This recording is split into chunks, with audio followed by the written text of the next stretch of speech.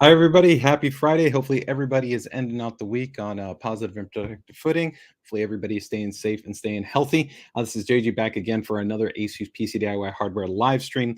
And I'm excited to be able to go ahead and jump into some really cool announcements that we've got this week. We actually got a really cool announcement in relation to, of course, graphics cards, which we're going to be talking about with a brand new GPU Tweak 3 graphics card utility, which I'm going to actually demo, show you guys some of the actual cool kind of functionality and what's going to kind of be improved compared to the prior generation. Although we're going to have a dedicated live stream just on GPU Tweak 3 and kind of tweaking and tuning your graphics card in the not too distant future.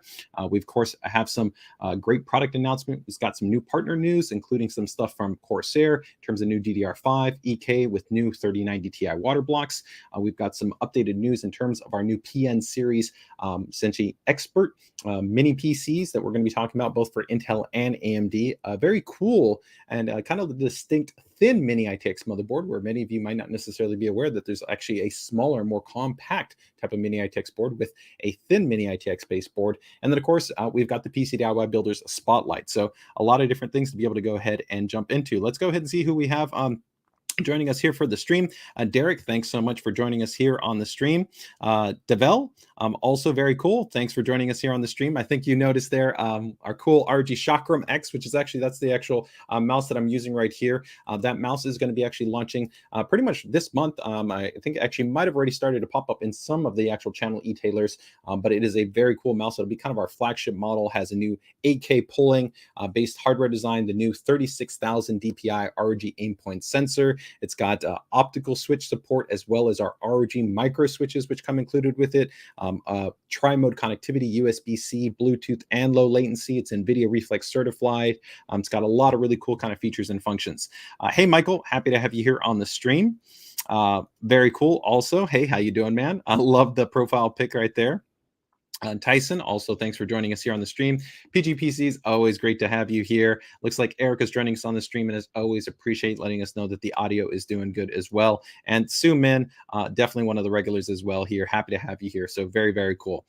So let's get ready to go ahead and jump into some just general quick notes in terms of what we've got going on. So let me go ahead and just bring up my banners right here, and we'll get ready to jump into this. As always, if you guys have any questions, comments, feedback, feel free to go ahead and drop that into the chat. I'll do my best to go ahead and follow up with you guys as I go ahead and see any of that commentary. So in terms of what we've got going on, in terms of UEFI releases, we do actually have a good number of actually UEFI updates. So let me go ahead and actually touch on these. Again, most of these are going to be generally focused for those of you that are going to be on the AM4 platform. So if you kind of haven't been paying attention, you may have seen that we have been kind of rolling out the AMD AGESA 1.2.0.7 release. That started off with a beta release, and now we've actually started to roll out some of the more formalized release for X570 series motherboards. Now, I haven't gone ahead and posted the full list yet in the PCDIY group, which I'll go ahead and link in a little bit, but I will have that up later today. And it covers, I think, about 7 to about 12 boards, if I remember correctly, in terms of X570. And of course, this will continue really over the coming weeks and even the coming months to actually roll out more broadly to pretty much all of the AM4 series motherboards. Overall, there may be a couple of exclusions, but overall, pretty much the majority of 500 series, 400 series, and even there is actually rollout as well to 300 series based motherboards. So those of you that are also looking to maybe upgrade from older generation Ryzen series CPUs to the newer generation Ryzen series CPUs, then you will essentially be taken care care of. Now, it is important to go ahead and keep in mind that in relation to these UEFI releases, like always, if your system is kind of running stable and reliable without any issues, there's no worry to kind of have to transition to this UEFI release. Anytime you make a jump from one AGESA build to another AGESA build, especially if there's a large delta in between them, there can be changes that we actually make to auto rules and other actually kind of sub parameters that can actually affect things like the stability of your OC experience. It doesn't mean that the experience is going to be poorer, but it may require you to actually retune your system. And this is why we're very kind of mindful in advising users that if your system's stable and reliable, there's no reason to jump over to just having a new UEFI release. The main reason for this actually UEFI release is specifically to help to address one, if maybe you're running on an older release and you're experiencing USB interoperability issues, that could be one benefit. Two, the other main kind of benefit would be helping to resolve FTPM stutter issues for some users that experienced that as they moved over to Windows 11, or also might have been enabling a native GPT installation for Windows 10. So that is really the kind of main benefit. And again, if you've got more questions regarding that, make sure to actually check out the post that we have in the ASUS PCDIY group. It has a full FAQ guide, which breaks down a lot of the different aspects that are important in terms of UEFI updating. Okay. All right. Let me go ahead and just get ready to jump in here to the next news and see if we've got any other questions that might have come up with that. Let me see right here. Hey, Sniff, happy to have you here. Computech, also very cool to have you here as well.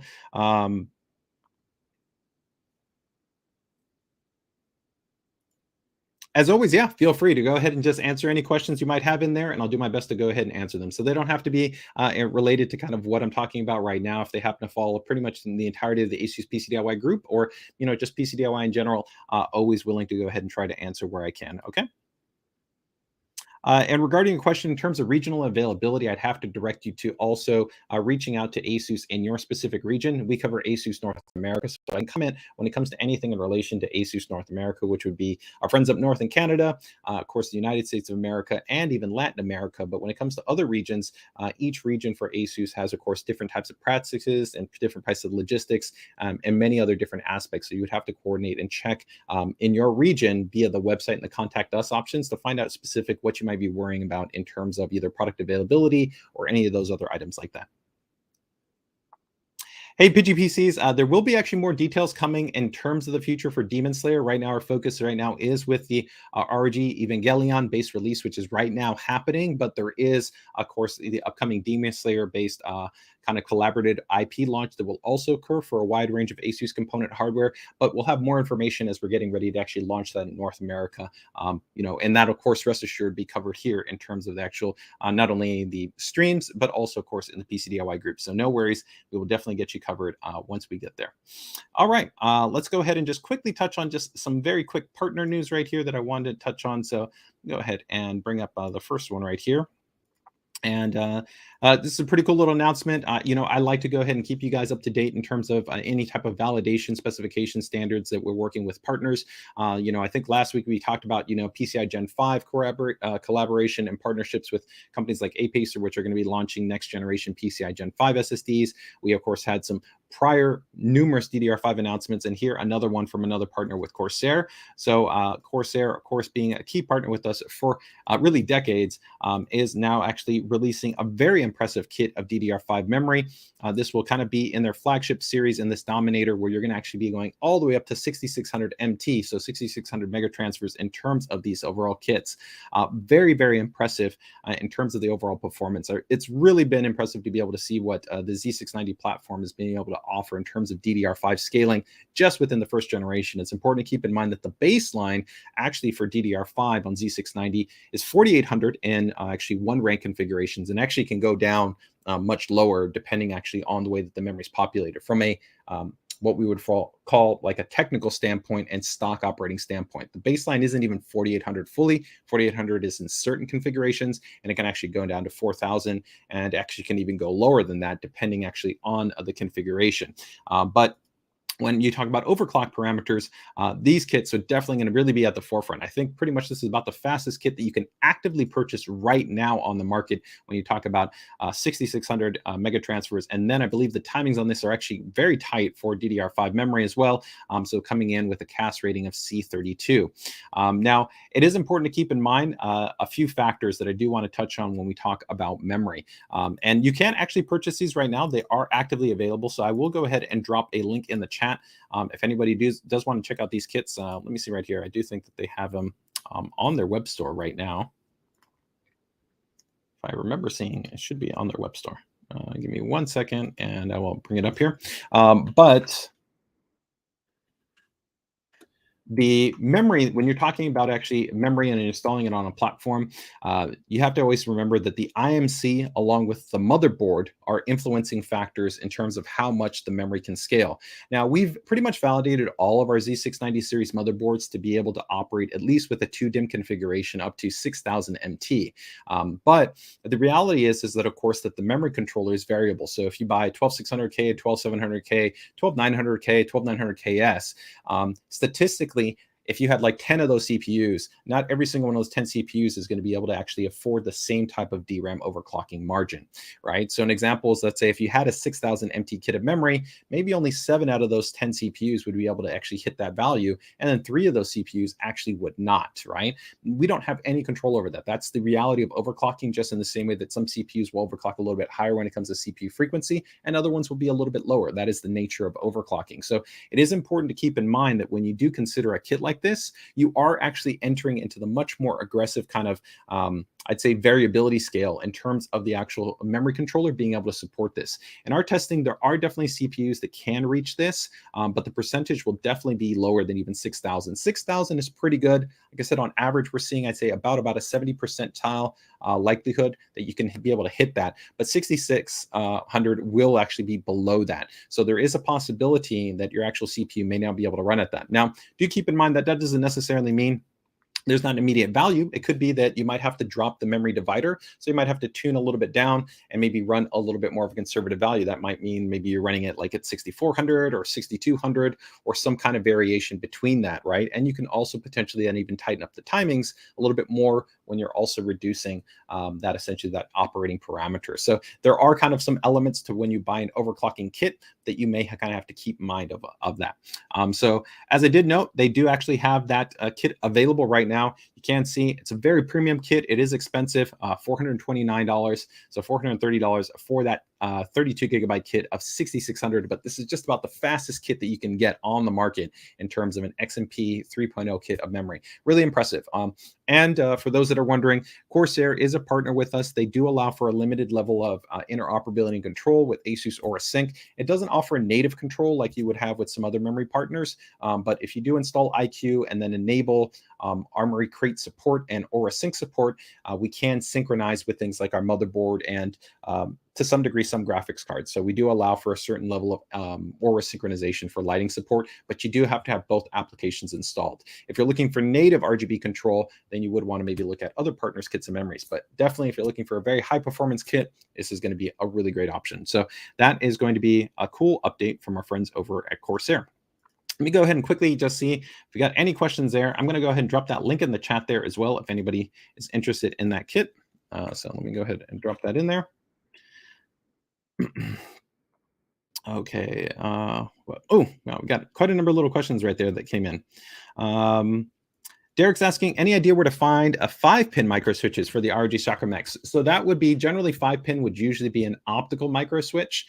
They're a little bit more difficult right now in terms of production. Most of the micro switches you're going to find are generally going to be your standard 3-pin based micro switches. I have seen them occasionally kind of pop up on Amazon from some e-tailers, and they kind of go in and out. I would probably recommend AliExpress as being a little bit more popular as far as probably being able to find a greater range, including some of the 5-pin micro switches. I haven't checked recently, but it should hopefully pop up there and you should be able to see that. So I also would expect as we get a little bit closer into the end of the year and you probably see a little bit of production supply chain improve. Keep in mind that the world is still right now in the challenges of the pandemic, right? And this is affecting production in a number of parts of the world, including where a lot of switch production happens in China. So that is kind of just a reality of the situation right now. But, you know, as I think hopefully those things improve, you should hopefully be able to see a little bit better availability as you get more to Q3. But keep in mind that the switches already that come with the ROG Chakra X are our flagship ROG micro switches. You know, they're really, really good. I would put them up against, you know, something like a very high quality GM8 micro switch. You know, they're rated for 70 million clicks.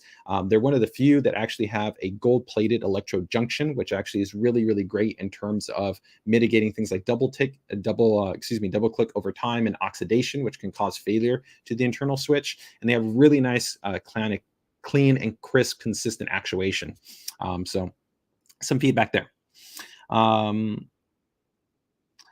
GT Gobalis is asking, no XMP on a G15. So desktop systems are actually not PCDIY hardware.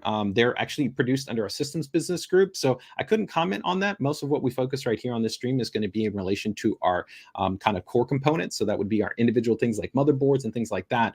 For our system related team, when they do design and develop those desktops, though, there is going to be a fundamental difference between the UEFI BIOS on, let's say, an enthusiast class motherboard from, you know, ROG Strix to ROG to Tough Gaming to our Prime series than what you're going to have within a system-based product.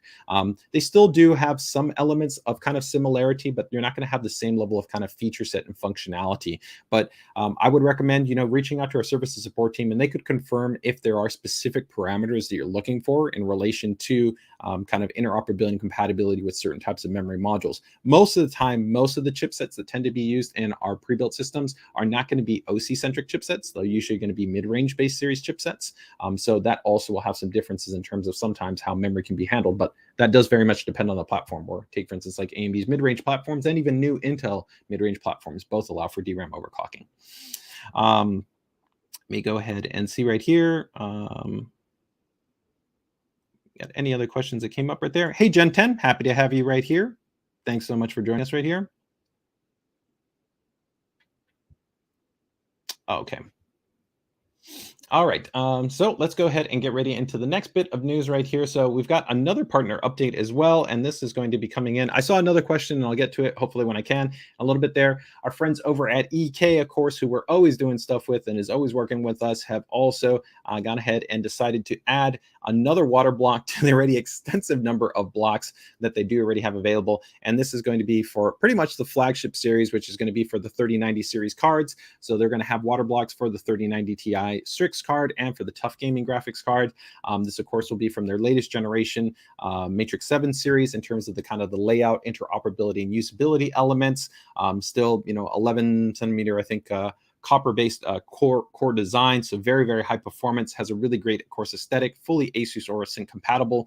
I really like these kind of new block designs because they have some really cool design elements to where they almost kind of can fully wrap around the graphics card, which is pretty cool, not only based on the new design that they have for the backplate that comes with the card, but then even a secondary accessory that goes on the side profile, so it almost seems like the card is entirely sealed. This also does help a little bit with actually thermal distribution, kind of from a heat spreader perspective, although really with just cooling the primary core components like the GPU, the VRM, and the memory, you're already going to get outstanding course temperature performance and clock stability. But if you kind of really want that maximum level of performance, you can definitely go that route.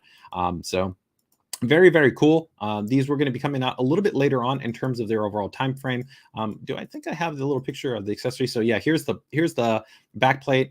You can get the backplate, I believe, in two different colors. So you can get it in this kind of satin type of color.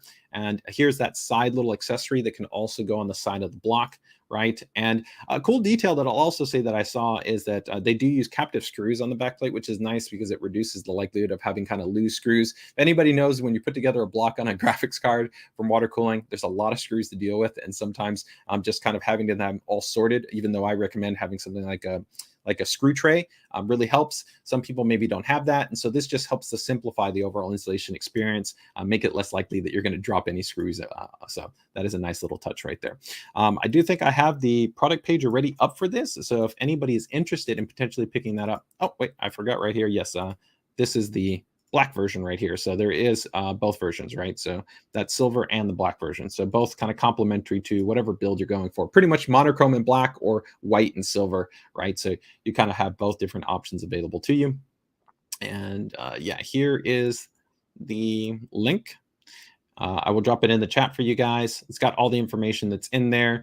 And I believe you can also go ahead and already pre-order right now. Yeah, pre-order information is already available right there. Probably not going to be shipping until probably about late July is what I would expect right now, just considering all the challenges that are in relation to production.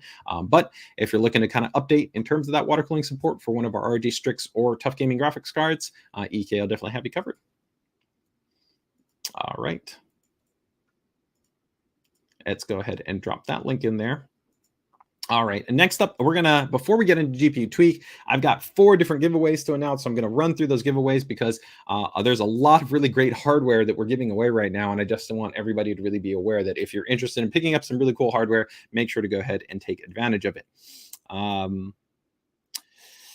me see right here. JJ, do we have replacement keycaps? We have a limited assortment. I don't know right now if we actually have any with our customer service team. It is something that we've been working with our product management team to try to facilitate with our headquarters team, to try to have sometimes on-hand keycaps that we can work from a customer coordination standpoint.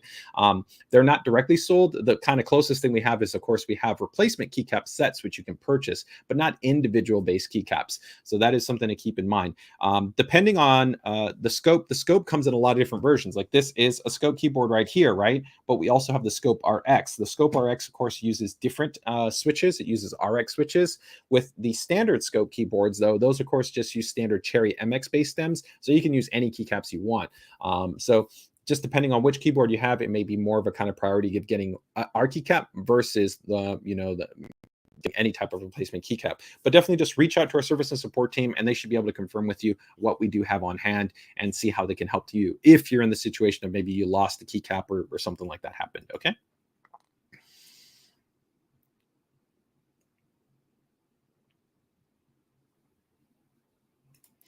Derek says, in-house ROG switches, I've been using them in the regular Chakram and Spatha X, and you're right, they're snappy and responsive. Yeah, I will definitely say they are very, very nice, crisp, responsive. They have a really great feel to them.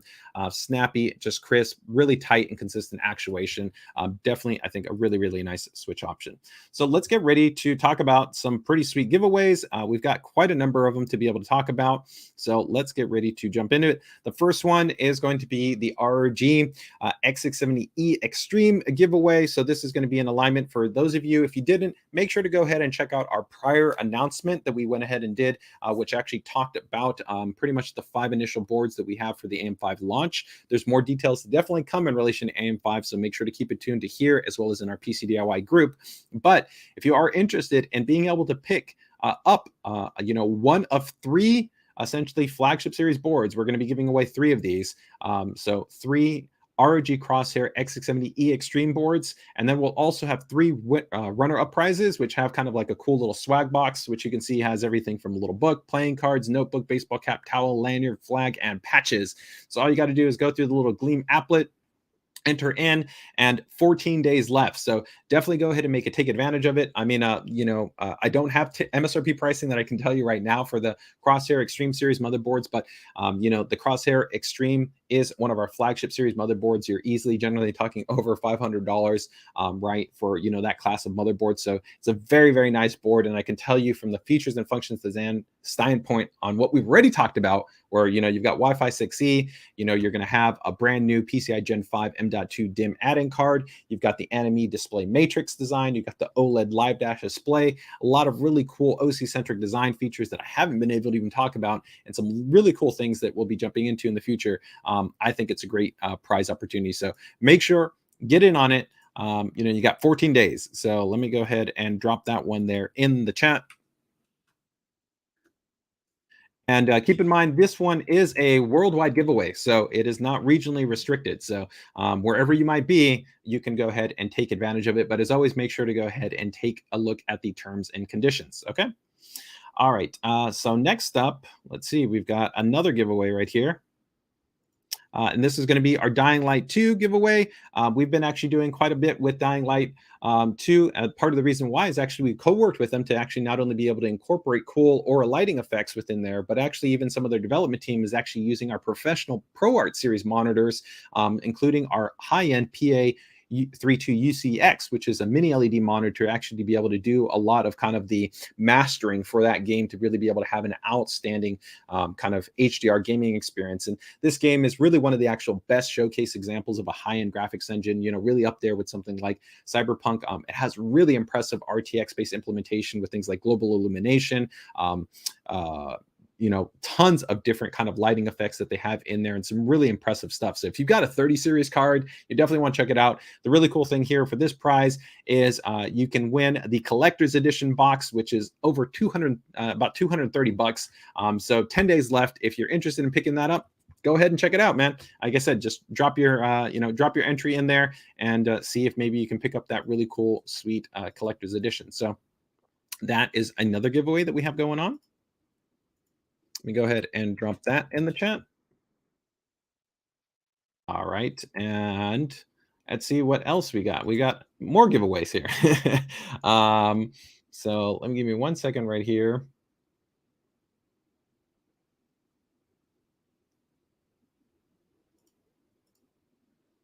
Oh, okay. Yeah. So we've got another one over here, 6 days left, and this is going to be for our ROG, my ROG Animate giveaway. So this one is going to be North America based, so you do want to keep that in mind.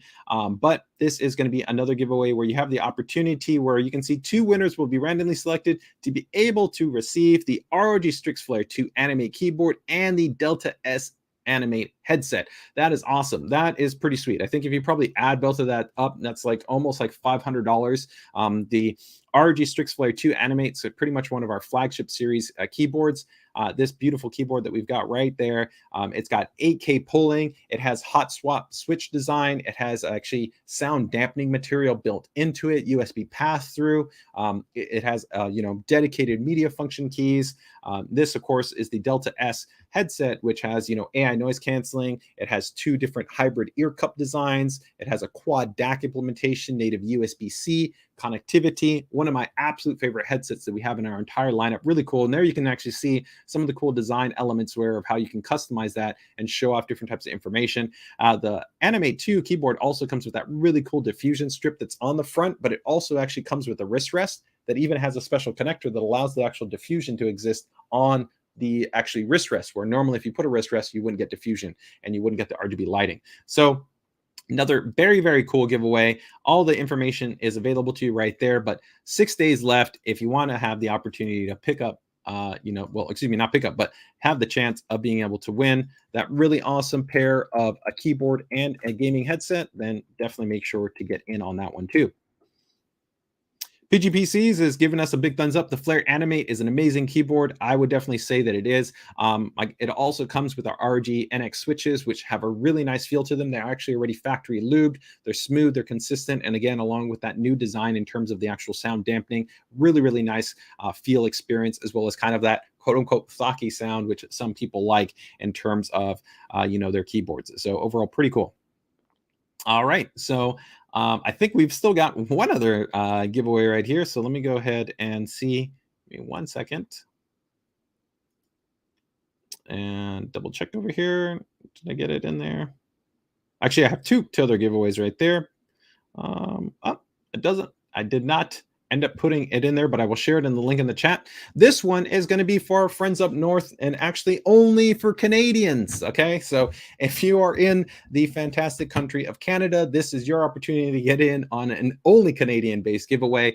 This is actually a kind of collaborative, actually.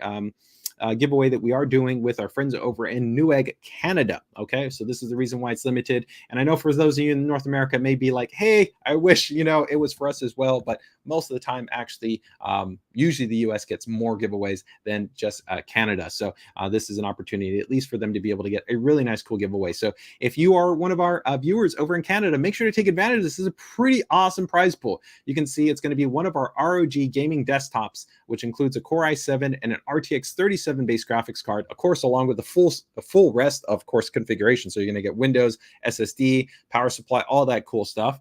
an ROG XG49 VQ49 ultra wide monitor, right? With 144 hertz, really cool monitor with really cool features and functions. An ROG Theta 7.1 gaming headset. This is our flagship, very, very large, very high performance based headset. It actually has multiple drivers in there, so you can switch between a true multi-surround sound experience as well as then a 2-channel surround experience.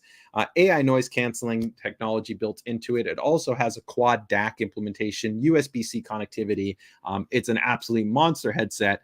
Really, really impressive in terms of its feature. Also, including our ROG Throne Qi edition, which means that it has wireless charging, which is this little guy right here. You can put your phone there, charge it. It has a USB 3 hub built into it. You can put your actual headset on there, and it's got cool RGB lighting on there as well. So that is a pretty massive prize pool right there. And you can see you've got about 27 days left. And actually, that's not that many entries, only about 12,500 entries. So definitely, if you're in Canada, man, go ahead and get in there. That is a pretty sweet prize pool of hardware. Okay. So that is happening right there. So let me go ahead and drop that in the chat. And let me go ahead and just see any questions right there. Suman is asking, is the ROG Theta the best headphone from ASUS? It's tricky. The main reason why I say that is if we actually take a look here at the Theta's kind of design, the Theta, I think, it is overall probably the most expensive headset that we offer in terms of its overall kind of price point, and it is very, very high performance. But it really kind of comes down to the core experience in terms of what you're targeting. So when we designed the Theta, we were designing it really for gamers that really wanted a high level of immersion, as well as people that wanted to actually listen to positional audio, kind of surround sound for watching content online. So maybe you're watching movies online, videos online, where you actually are encoded in multi-channel surround, so like 5.1, 7-point round sound, or you're playing games that also benefit from surround. This is really where the strength of the Theta is. And normally, multi-channel headsets don't do that well when you ask them to do stereo content. And what I mean by that is listen to almost anything else. When you're watching videos online, even when you're playing some games, listening to music, that is generally only going to be 2-channel based content. Here, what we did is we actually have a specific toggle switch that will shift the way that the actual headphone works between only 2 speakers to then multi-channel speakers, and it also changes the way that the DAC does processing between the actual drivers.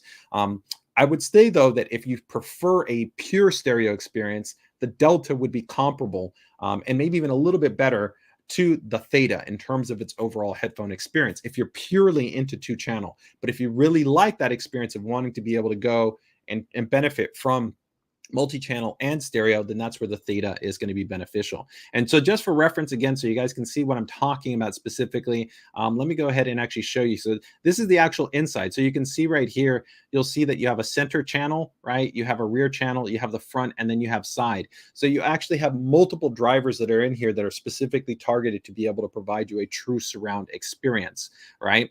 And then here you can see we have the quad DAC technology, which is separated for each one of the bands across the frequency spectrum to really be able to give you really good bass, mid-range, and treble performance. So it's a really great headphone. I will say it is going to be heavier than even the standard Delta. So it's not ideal for every person out there because some people maybe with smaller heads, or maybe they aren't as comfortable for maybe, after like an hour or 2 hours worth of time. That is something to kind of evaluate, where something like the Delta S is a much lighter weight headset. So you can really kind of game with it for, hours on end, right?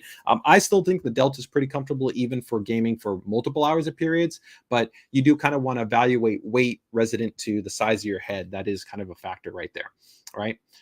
So that is going to be the Theta, and that's the little switch that I'm talking about right there. It's a little toggle button that allows you to toggle between 7.1 and 2-channel. But the cool thing, hey, is that if you're interested in picking this up, you can get it for free along with all that other really cool hardware. So make sure to go ahead and get in on that. All right. All right. So let me go ahead. Yeah, you picked up the Fusion 500. I think the Fusion 500 is overall really, really nice headset. I really like that. I really like also that it has the beamforming microphone, so you don't even have to worry about a detachable mic. It's just built all in there, and it doesn't matter where you move your head. It's always going to be in relation to the mic. Whereas, with a traditional mic or a boom mic, you have to worry about more explosives, or you have to worry about kind of directionality or things like that. So I definitely am a big fan of the Fusion 300 and 500, which are new headsets, right? All right. And so last but not least, we do have another giveaway, and it's going to align with actually the big thing that I want to be able to touch on today, which is going to be with GPU Tweak 3. And this is actually going to be for the GPU Tweak 3 giveaway. So I'm going to talk about this right now, but then I'm going to get into GPU Tweak 3. But I just want to give you guys essentially visibility that as part of the launch for GPU Tweak 3, we're really excited to actually be able to give out a massive set of hardware giveaway. And this is another global hardware giveaway. So let's just go over some of this pretty impressive pricing right here. First place winners, right? Or selections, excuse me, are going to go ahead and get an ROG Strix LC3090 Ti, right? This is an absolutely monster graphics card in terms of its performance. It's a really expensive card as well, along with our new flagship ROG Thor 1000 watt PCI Gen 5 power supply. So you're going to get both of those, not one, not the other, but both of them. So that's pretty awesome. That's the first place, right? Second place, still pretty sweet. We're going to get a Tough Gaming 3080 Ti, right?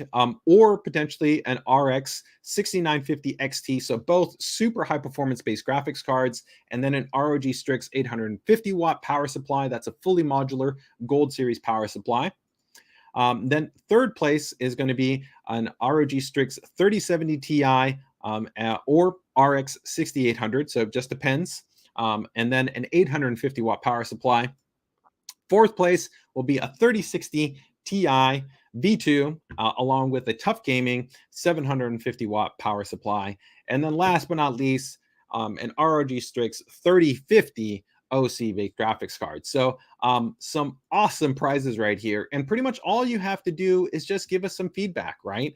Plus, we're also going to have some cool little kind of bonus prizes right here, which you can see that we're going to be giving away a Herculex. We're going to be giving away the wing wall. We're going to be giving away the ROG Strix graphics card holder.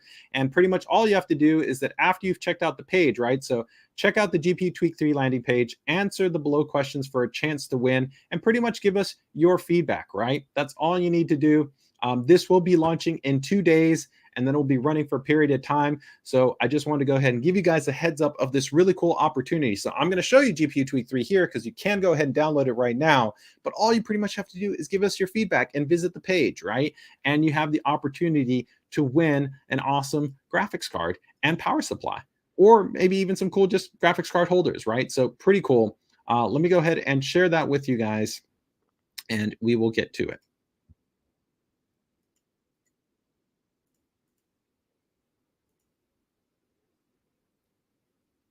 Okay, so let's get ready to go ahead and get into it and talk a little bit here about GPU Tweak 3. So that's going to be the first thing that we are going to go ahead and touch on right here.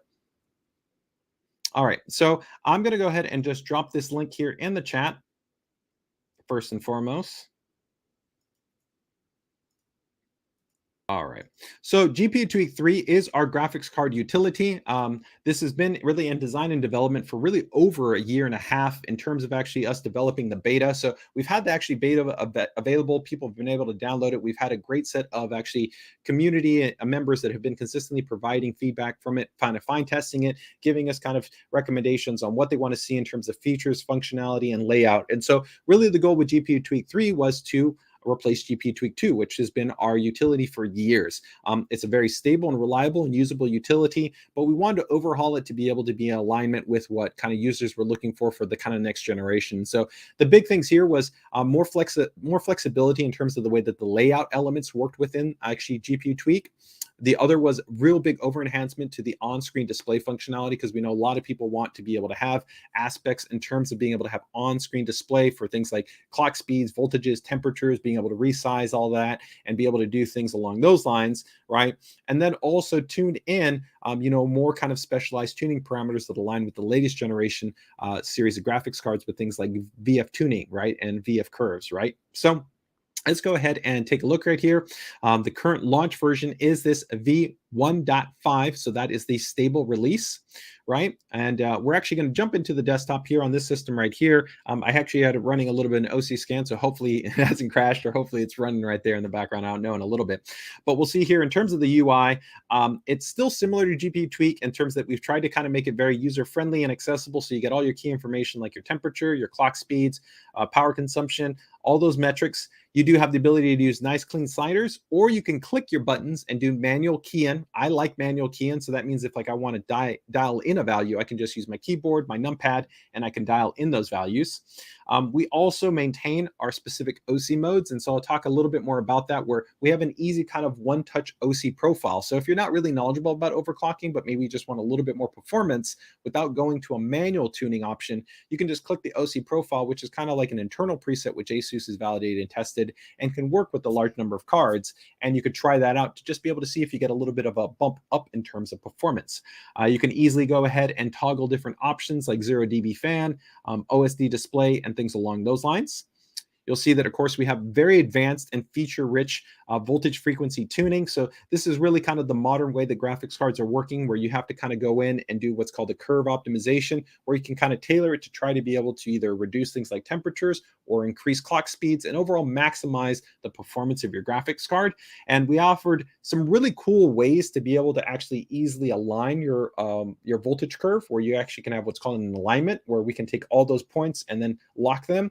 We can do locks to specific voltage points and a lot of other really easy elements that I think make voltage tuning easier than, say, the standard options, which right now are commonly utilized. You also have save points right here, which can be really useful right here, which allow you to just toggle back and forth in kind of different scenarios. This can be really useful.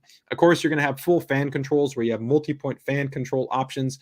By default, you don't really need to tailor this. We spend a lot of time when we design the cards to have what is called a fan curve profile, so that the card will ramp up and ramp down accordingly based on kind of temperatures and other values in relation to the operating characteristics of the fan. But if you want to go in and be able to tailor that, then of course you can go in and set your own custom fan curves. You can target specific profiles like quieter performance, and you can really kind of go in and really tune it what you want. Now, this is a really cool option right here, which is called Profile Connect. The real big benefit here is that we are actually allowing you to tune your graphics card to align with different types of usage scenarios. So the benefit here is that if you have like an overclock configuration, there's no reason to run an overclock profile when you're running a web browser. So if you were just watching this stream on YouTube, right? Or if you were watching, Hulu, or you're watching, Disney Plus, or you're watching Netflix online, right? Or if you're maybe in Photoshop, right? You don't have a reason to maybe run overclock settings, or maybe you actually want to turn off the fan and you want the system to even be quieter, right? So the really cool thing is that you actually have a huge amount of flexibility that you can create profiles that are linked to specific applications. So you can see right here that for Cyberpunk, right, I could go in and maybe I want that to be set to my max FPS profile, right? And so that also maybe even triggers on my on-screen display. But then maybe if I'm going to go ahead and open up, like I said, my web browser, maybe I want that to be under silent mode, right? Because in silent mode, that's fine for my web browser. There's no reason for it to be really heavy. Or if I'm watching video, it could also maybe in silent mode. So it's really cool in terms of giving you the flexibility that you can go in and tailor specific profiles to specific applications. And it works really easily. You'll just literally click the connect button, you'll browse, and it will scan your system for active executables, and you can pretty much pick the executable you want. So really, really nice. So again, you can see how you can tailor this, that where we're making GPU tweak, that it's not just beneficial to kind of gamers, but it could be beneficial to those that are also doing kind of content creation, general productivity for their system. For hardware monitoring, we'll show this a little bit more in closer depth in the system, but you have two kind of cool views that I like. So you have your line view and you have your column view. Column view will give you kind of that line, that graph readout, which is really cool. And then line view will actually show you all the information kind of maybe in an easier structured kind of format, but with more numerical values. So you can kind of really go with whichever one makes more sense to you. And then of course, we have our advanced on-screen display options, which you can pretty much, I think right now, pick up something like 12 to like 15 different on-screen display options, and you can adjust font sizing, all kinds of those different things, and be able to kind of make sure that you have all that information available to you. And of course, this will all kind of holistically tie into kind of the software ecosystem of what we're developing. So you can go ahead and download it right now. And then also, if you have any feedback, we've built it into the website that you don't need to email me, you don't need to post in the group, you don't need to try to contact customer service. We recommend just leave it directly on that same website. So just click on the send feedback option, and we have a built-in portal where we ask that you just put in the information about what it is that you're experiencing, what the problem is, and then that way our development team can go ahead and review that and work on releasing updates. And this is something that we have worked on extensively, like I said, through the course of the beta development. If we actually go to betas, you can see right here how many betas were actually released, where consistently, if you go to, let's say, like the patch notes, this was largely based on feedback from users, right? So, saying, hey, you want to go ahead and see this functionality, or you want to go ahead and see this functionality. And we'll continue to release all these notes for users in terms of making those improvements, okay? So let me go ahead and see if I do have this up right here. And let me go ahead and also see if we quickly have any questions right there. So let's see, we got some feedback here. Absolutely love the upgrade from GPU Tweak 2 to GPU Tweak 3. Best of all, it's free and offers easily the best customization on the market. I would definitely agree. It's a fantastic utility. And I think, really, if you haven't tried it out, it's a great option to be able to easily monitor, tweak, and tune your graphics card.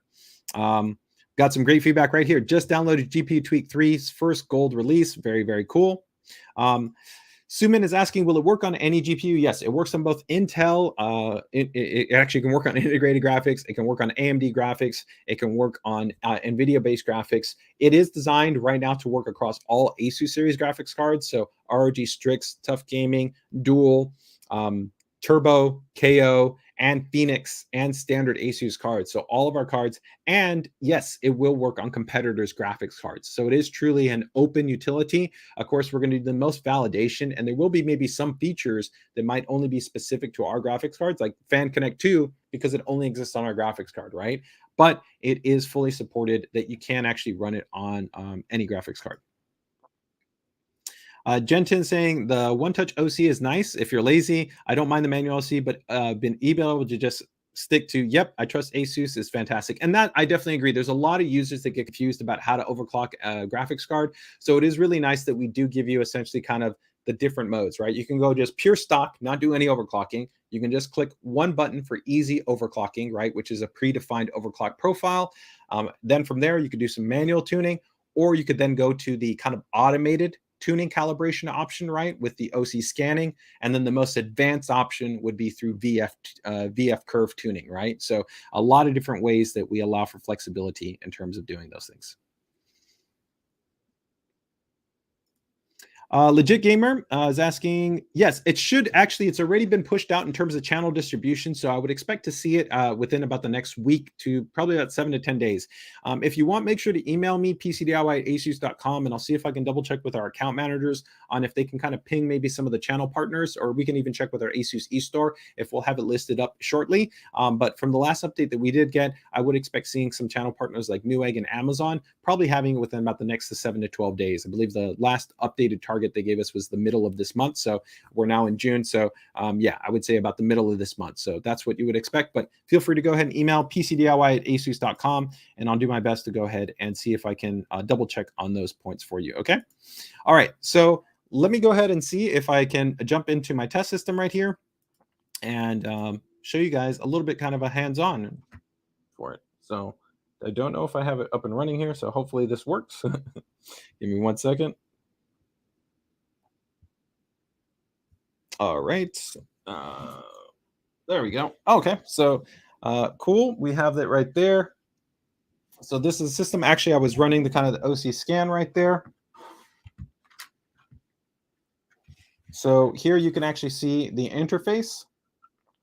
And this is actually the OC scanner option right here. So this is kind of a cool option for NVIDIA users, where you can just click the button and it will actually allow you to go ahead and kind of scan the range of the voltage frequency curve. It'll do some automatic test points to be able to see if it works. And then from there, you could go ahead and apply that as an actual overclock. So this is kind of another automated option that you have available to you, or as an advantage to kind of easily overclocking your system. It does take about 20 to 30 minutes. I'm not going to go ahead and apply it right now. I'm going to go ahead and cancel that. And just because I want to give you guys a little bit of tour of kind of the layout. So as we can see right here, this is going to be the line view. So the line view will show you kind of all the current information for the graphics card. So you can see current values, and then maximum values, and then minimum values. and then you'll see that actually when the graphics card is working, the graphics card will actually have this information kind of changing in the background, right? And you can kind of scroll down right there. You can also go ahead and click this little tab right here, and you can remove items. So if you don't want to see all of this information, you don't have to. And of course, you can also change these if you want them in different positions, right? So if I want maybe, I usually like to have my memory clock right next to my GPU clock, right? So I could go ahead and say, maybe I want that there, bam. So I can always see my GPU clock and my memory clock next to each other, right? And same thing, I usually also like having my temperature right up there at the top too. So if I wanted to, then I can save that. And then from there, I'll have that information. So when I go back, now it's going ahead and see where I got GPU temperature, memory clock, right? Those points have been saved there. So I can go ahead and go back, reset that back over to default, and then I can go back. And if I were to go to the column view is really nice because you can go ahead and do this little hover over for real-time preview. So you can see all the metrics in real time if you want to be able to see all of the information when you're making kind of any changes, or you're running kind of your benchmarks, things along those lines. Now, one really cool option that I like is going to be this import log functionality, because this allows you as an overclocker, right, to be able to kind of compare and contrast information. So if you maybe make adjustments to your fan curve, you make actually adjustments to voltages, you want to kind of see how things are working, you can go to the actual input log function right here, and you can go ahead and select one of the log files, right? And when you select that log file, you can open it, and then you can actually see a full real-time preview right there of the actual log file information. So you can actually hover over and see exactly what was going on with the card, right? And then you could even compare that to the real-time values of this. And if you did want multiple, you can do that too, right? So I really like this where I might have one, which might be maybe one overclock, and then I might have another overclock, or I might have a stock and then an overclock, and I want to compare and contrast, right? So now I can go ahead and have one log, and then I can have another log, and then side by side, bam, now I'm really going in and I'm dialing in and I'm going exactly and understanding, you know, how my kind of system is exactly working right here. So I really like this type of flexibility to be able to kind of go through the logs and be able to see that information. This is also a really useful feature in terms that you can save the log files and kind of share them with each other and share them in the community, like maybe share it into, you know, the PCDIY group, or share it with, you know, friends or other people that might have similar kind of cards, and goes like, here, can you import my log and see kind of what's happening and be able to have access to that information, right? So really, really kind of useful in terms of being able to kind of compare and contrast that information. Let me go ahead and quickly just check here. We got a question that might have come up here.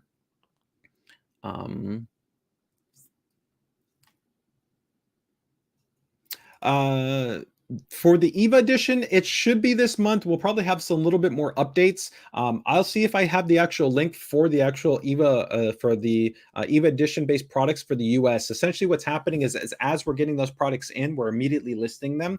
And so the links will become active to show up on the ASUS store. So that is kind of the best way to kind of just be mindful of those products as they're refreshing in. I do believe though, we should be getting in by around the end of this month, but make sure to just keep it tuned. If you're not part of our group, that's the best place to find out about the updates, as I'll provide them as we're getting those new products coming in, right?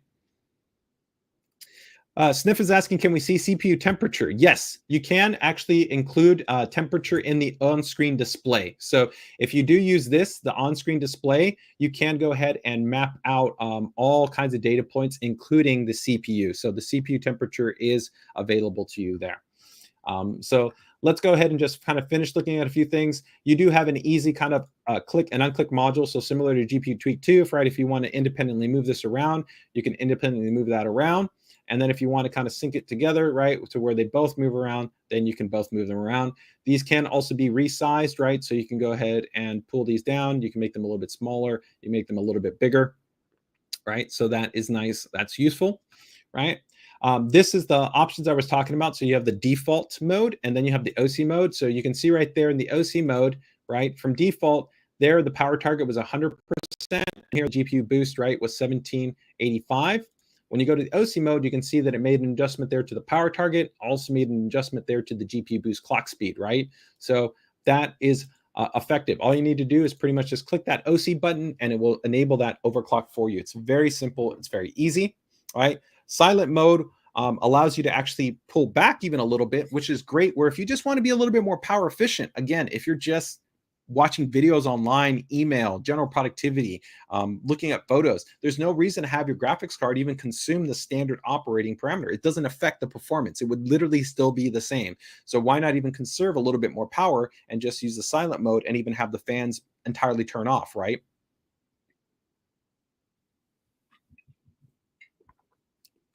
And then from there, of course, you have your user profiles, which you can go in and you can create as many user profiles as you want. And you can import different ones where people share them, create them.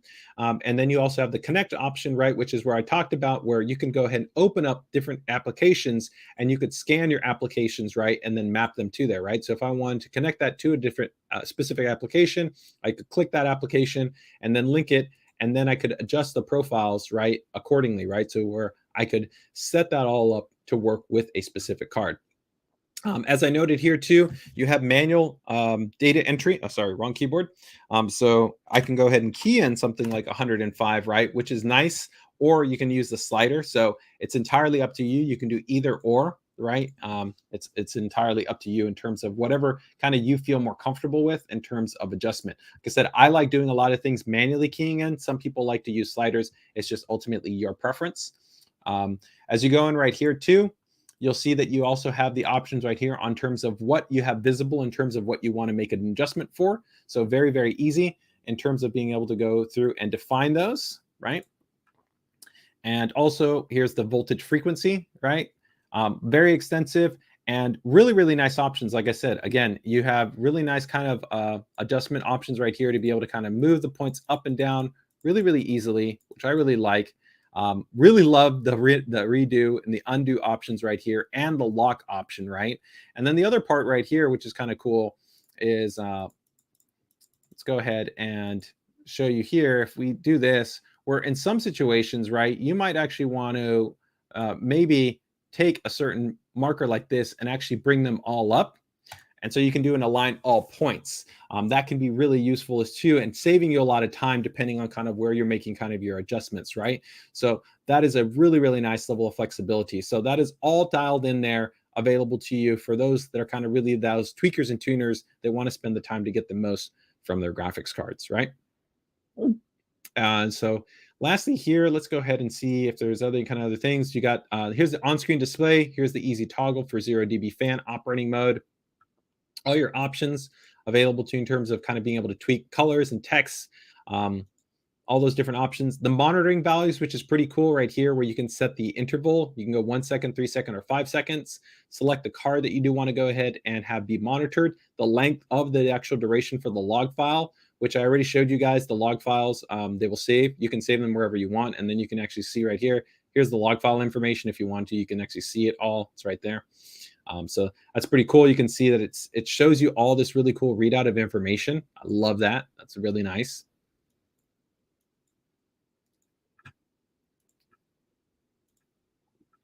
And then you have your hotkeys, which is useful for things like toggling on the on-screen display and things along those lines, right?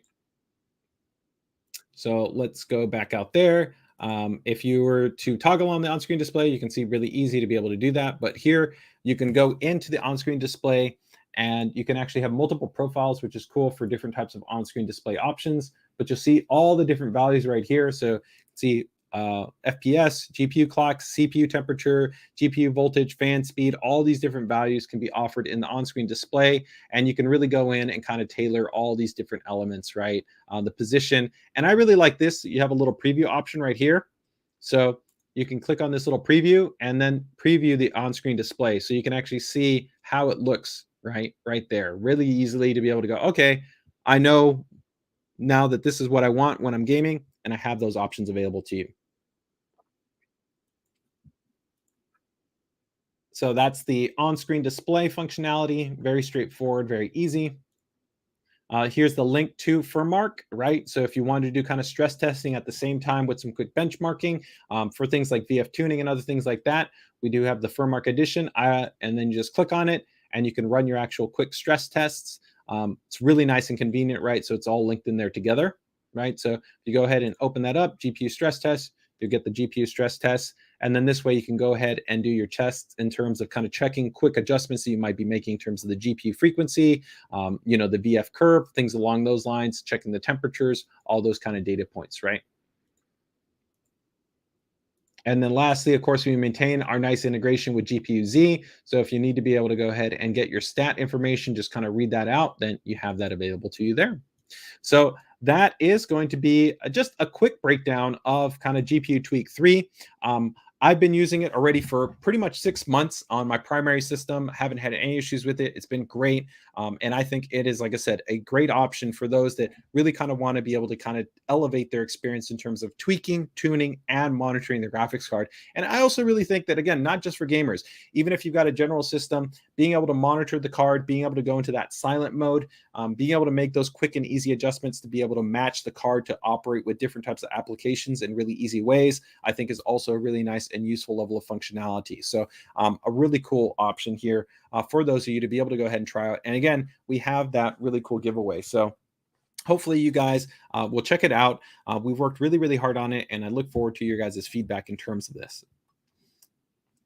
Let me go ahead and see here if we have any questions right there. Awesome. Let's see right here. Awesome. Looking forward to it. Building my first PC, and you have the heart set on that case. Yeah, it's a fantastic case. I really love the way that that case came out. Maybe it might be my favorite piece of hardware. I mean, the motherboard is really, really cool, but it might be my favorite piece of hardware that we have in the entire lineup. Hey, TM Custom, happy to have you here, man. Thanks so much for joining us. All right, so that takes us through GPU Tweak in terms of our launch right there. So let's go ahead and keep moving things along here. And again, if anybody has any questions, feel free to go ahead and ask. So next up here, I do want to go ahead and touch on some promos, and we're going to talk about just some of the new products, including that new thin mini ITX board and our new mini PCs. So let me go ahead and bring up our next little item, and that's going to be, where do I have it? I've got it over here somewhere. Give me 1 second. And it should be, here we go. Okay, yeah, ASUS Infinity. So what we've gone ahead and done to try to make it easier for you guys in terms of kind of knowing the different types of promotions that we might have active is we've launched this kind of cool little landing page and website called ASUS Infinity. And this really kind of is designed to reinforce the fact that ASUS has a really comprehensive ecosystem in the industry, right? We have everything from motherboards to monitors to routers to peripherals, right? All kinds of products from top to bottom to be able to give you a great experience when it comes to the PC DIY narrative, right? And so the cool thing now is that when you head over to this, you can just go directly over to our view deals button, and our team will work on hopefully updating this consistently so you can see when we have active promotions, especially from the ASUS store. It could actually apply to other channel partners. So you should similarly maybe see some of these promotions show up on e-tailers, maybe like, let's say, Newegg or Best Buy, Amazon, you know, different channel partners. That can vary for a number of different reasons, but definitely should at least show up for the ASUS store. And the cool part here, as you can see, that take, for instance, like on the motherboard side, we had these promos right here. So you had $20 off, you had $100 off from this motherboard right here, $100 off from this motherboard.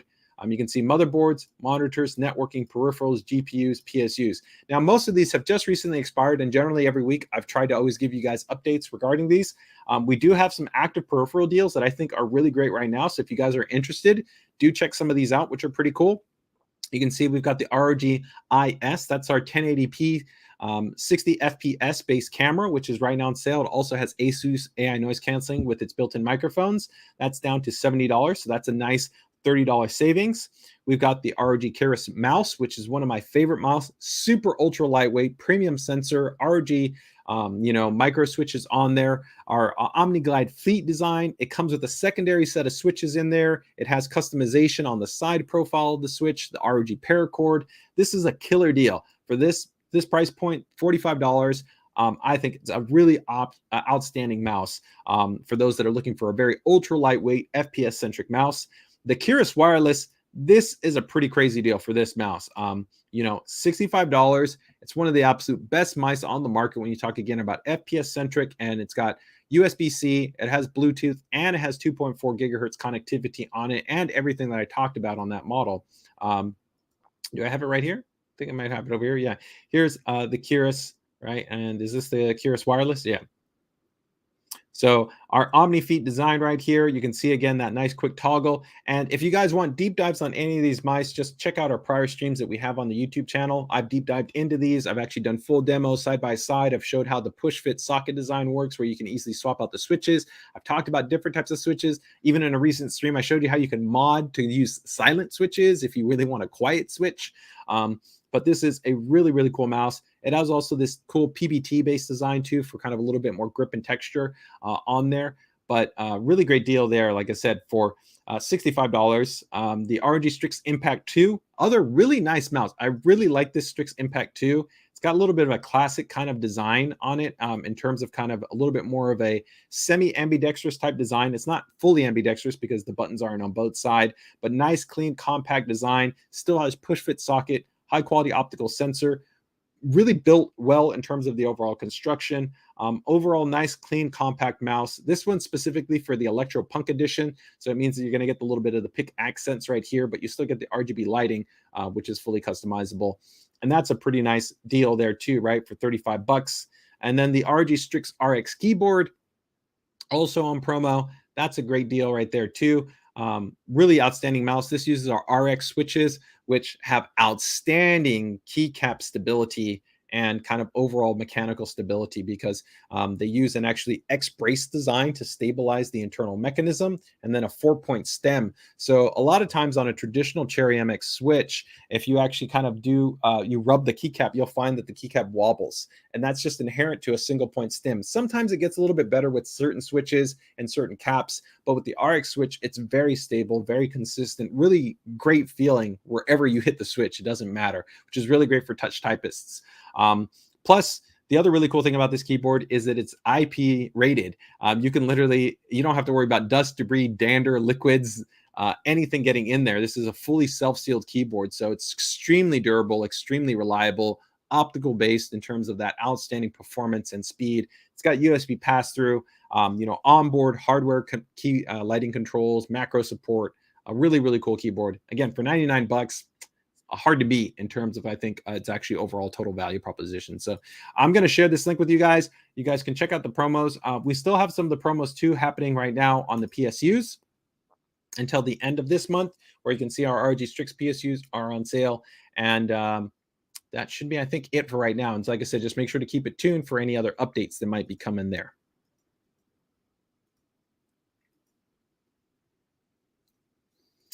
Michael's asking, Canadian deals. Not yet. That's just because there's some logistical differences in terms of the way that the Canadian e-store works. Right now, the ASUS e-store is predominantly still focused on the US side, but we are aware of and we are working through trying to figure out how to best offer visibility for Canadian customers.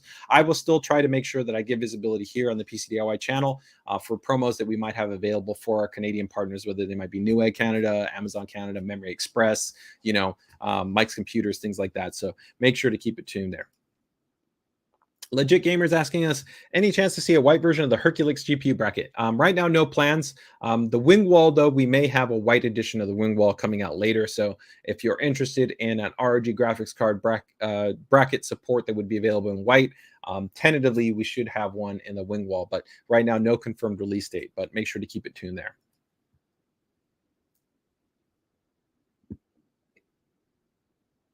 Asking about the VG24VQ. Yeah, that's definitely it's a solid monitor. It's a little bit more on that entry side, but if you talk about the total value proposition of the warranty, I think the actual quality of the responsiveness of the panel, its ability to be calibrated well, its refresh rate and response, I think it's definitely a solid choice. Definitely if you're also in that first kind of FPS centric monitor and in that price point, I think it's definitely a solid option. So I would definitely check that out. Okay. So did I drop that link? Yes, I dropped that link there in for Infinity. Very cool. GPU tweak. Got those covered. Okay, very cool.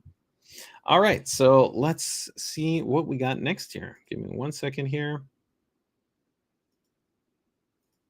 All right, so let's go ahead and go into some of our new products right here. Give me 1 second and open these up right here. I think I forgot to bring over the images for this one, so hopefully we have this one on our product page up because it's a brand new product. We do. Okay, so this is going to be Definitely not going to be for all of you in terms of for the gaming segment, but I do like to try to cover the breadth and depth of what we have in here in terms of our product portfolio. So this is going to be here a thin ITX baseboard. This is going to be the J6412T-IM-A. So this is a mini ITX, but thin mini ITX. Thin mini ITX boards generally don't use standard power supply connections. They will actually use usually external AC-based adapters because they're in a very thin, compact-based chassis. So usually there's not even any room that you would have for a traditional power supply design. It's a fully passive-based chipset solution. It has support optionally for wireless and for PCIe NVMe based storage. You have a PCIe expansion slot. You have dual LAN that's equipped on this unit. So who might this kind of be targeted for? This is using the later generation of the the J6412 processor, which is actually a pretty new version of the Celeron based processor. And for kind of the intended use market, which might be using this maybe for like a VMware box, maybe using it for like a SAN NAS, Promox, kind of things along those lines. This works well. This is actually based on the 10 nanometer based technology in Elkhart late, which actually is pretty capable. It's a 4-core base part, 2.6 gigahertz, I think 10 watts in terms of the CPU target for this. So it actually has a good amount of capability for kind of these kind of, let's say, focused task type scenarios where you also want a very low level of power consumption and also solid level of kind of that networking connectivity, which is favorable because of the dual LAN functionality that you have on here. So we will have this model coming out. I don't have the MSRP yet information. I'll be getting that out a little bit later to you guys. So you guys, if you're interested in kind of a solution like this, but again, this is going to be for users that would predominantly kind of be maybe be deploying it for some type of, like I say, like SAN, NAS, maybe like a homebrew kind of situation. Could also be used for a general kind of low power based system for just general kind of online productivity, right?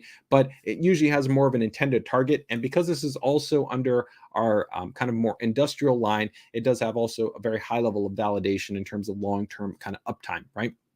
And there is also some cool connectors that you have on here too for things like an LVDS, which would allow you to connect like a screen directly to this. So this actually allows for some interesting kind of configurations that it can be used in kind of different display scenarios, right?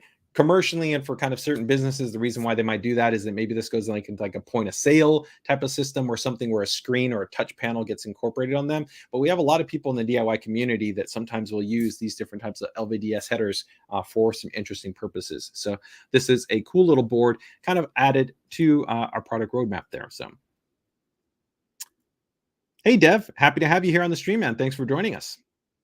All right, so next up, let's get ready to touch on the PN52 and the, let's see right here. Give me 1 second.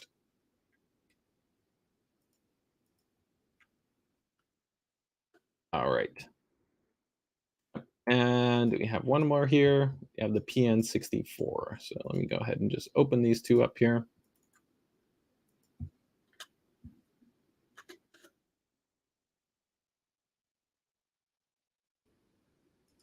Okay.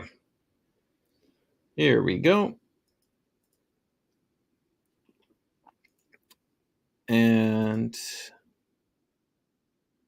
so we've got the PN52. The PN52 is going to be an update to our current PN51. So the PN51 has been very popular. It uses the Ryzen 5000U series. This is going to be the Ryzen 5000H series. So the big benefit with the 5000H means that we go to essentially a higher wattage part. So this is pretty much almost moving into kind of laptop class part. And you still essentially get up to that 16-thread core capability, and you're going to have improvements to single-thread performance, improvements to multi-thread performance, and you're also going to have improvements to the graphics performance because this is a higher wattage part. It also does feature a revanced a revised and improved even thermal design for even better thermal performance.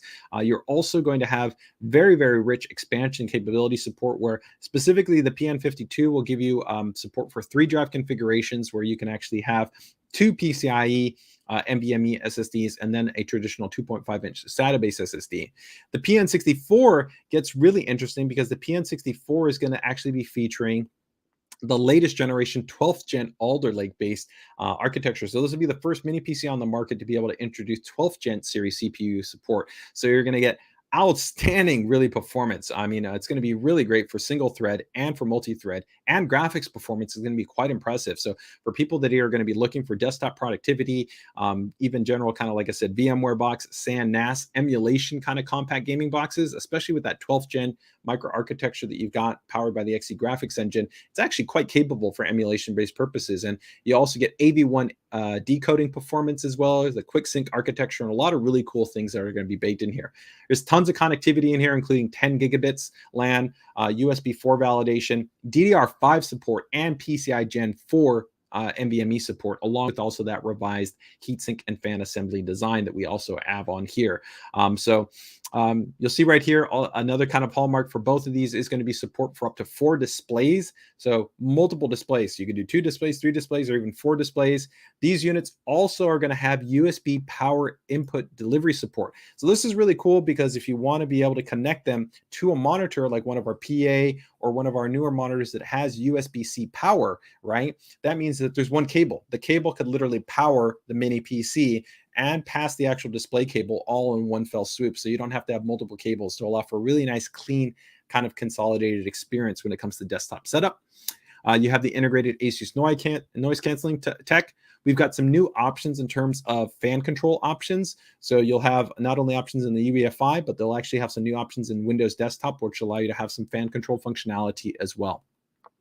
And here you can see actually kind of a full breakdown of the spec, some quite impressive spec support. So you can see going down to the Core i3 1220p, which is actually quite solid in terms of the performance. This i3 is not anything of a slouch in terms of its performance, quite capable, all the way up to the 12700H. And then again here on the PN52, going all the way to the 5900HX, right? So very high performance. Again, we were really talking about laptop class, desktop class based performance in these mini PCs.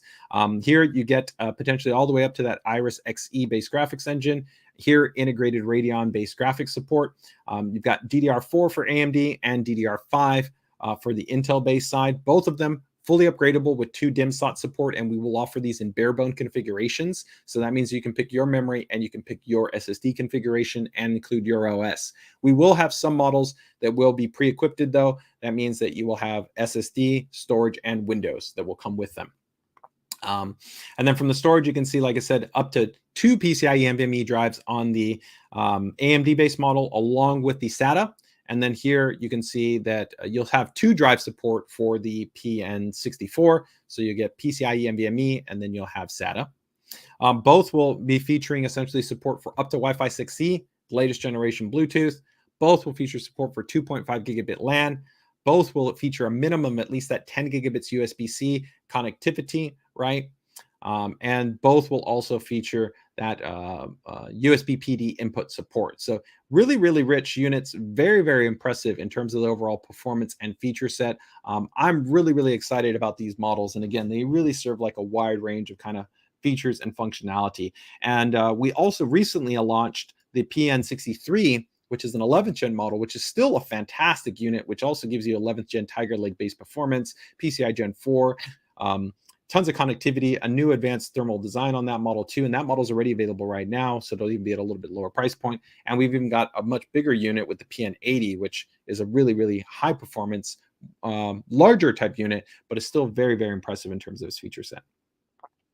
Okay.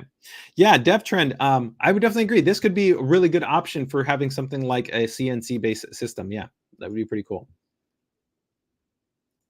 Would any of them support an external GPU? So external GPUs can only work through Thunderbolt. That would be applicable for Intel-based units. So we do have models that do have Thunderbolt support, like the PL63, the PN63. The PN64, I believe, is tentative on validation for Thunderbolt 4.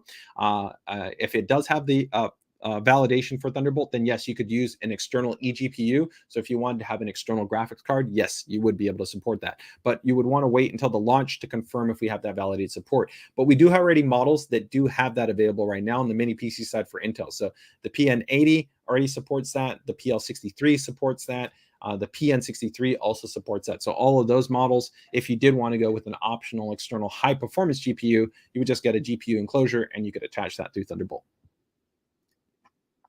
Okay, so that is going to be the PN62, the PN52 and the PN64. And let me see right here. You had a question right there. Oh, before I forget, let's see. The ROG Strix EVA compatible? Yes. Yeah, I mean, I would love for you to use an ASUS series motherboard, but yes, it is fully compatible with any manufacturer's ATX-based motherboard. So the Helios is a large chassis, so it will even support up to eATX-based motherboards. So any standard ATX-based motherboard would 100% fit without any issues inside of that chassis. So you don't have to worry about that. You can pretty much fit the chassis in there. But one thing you would want to keep in mind is that motherboard that you're probably looking at doesn't have a lot of front IO. The Helios has a huge number of front IO connections. Let me see if I have the image of the Helios EVA edition. I think I had it over here. Let's see if I can bring it up really quick. Yeah. Do I have it over here?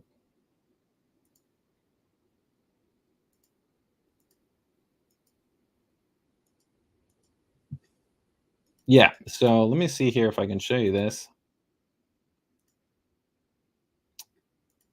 So I don't know if it'll show it here. I mean, I could go to the product page, but on the top of this chassis, the this chassis actually has 4 Type A headers, excuse me, Type A ports, and then it has a Type C, right? So yeah, you can see right there, you have one USB, one USB, one USB, one USB, and another USB, right? So most motherboards, especially within that more entry segmentation, are only going to have one front USB 3 header, right? Then we have a USB 2 header, and they may or may not have this Type C header. So you would have to check if the motherboard has this Type C header, and it probably is not going to have a secondary front USB 3 header. So that means that only these 2 ports are guaranteed to work. This port may be if the motherboard also has the Type C. So you would have 3, but then potentially not these 2. If you needed to have those ports, then you would potentially need to add in an add-in card that then gives you those secondary front USB 3 ports. So do keep in mind that that might be something that you have to kind of account and factor, okay? But overall, really, really cool chassis. And there you can see just how the whole system would look together, right, when you put it all in. Yeah, that's such a cool setup. Okay.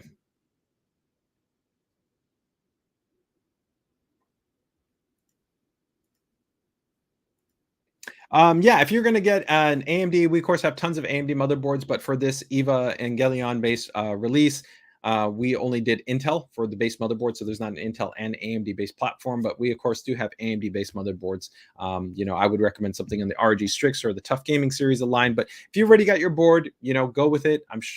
Just make sure to update your UEFI and just make sure to keep the considerations that I noted there in terms of those physical headers. Okay. Hey, CKS.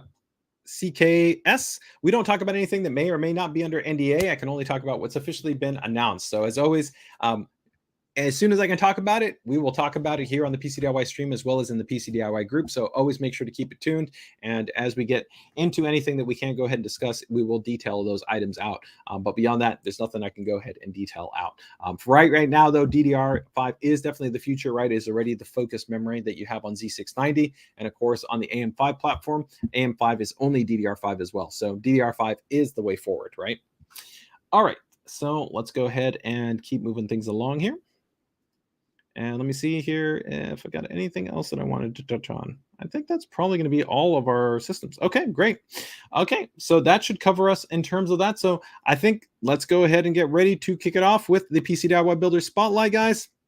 We've got some very cool builds. I'm excited to be able to show off some pretty sweet stuff. So let's get ready to go into it. And again, if you guys are interested in having your build be featured on the ASUS PC DIY hardware live stream, as well as being potentially shared with our social media channels so that we can actually share it out on, maybe Twitter, Facebook, Instagram, whatever it might be, please consider joining our ASUS PCDIY group. We've got over 32,000 members. It's a fantastic community of users, and we'd love to be able to have you there within our community. So I will share that link there in the chat for you guys.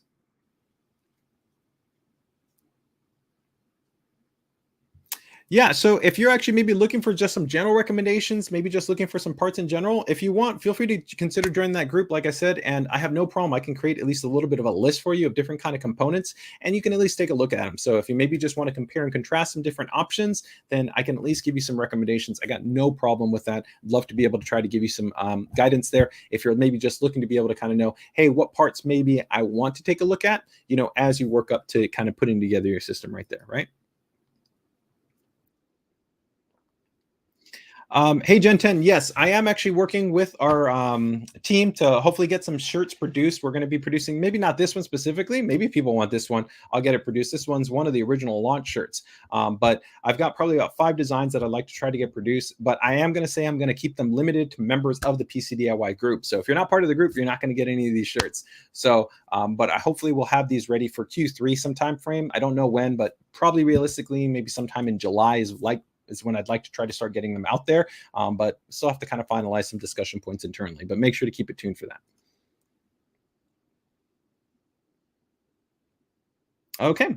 All right, guys. So let's go ahead and jump into this with some cool PC DIY builder spotlights. Let's see who we got first up here.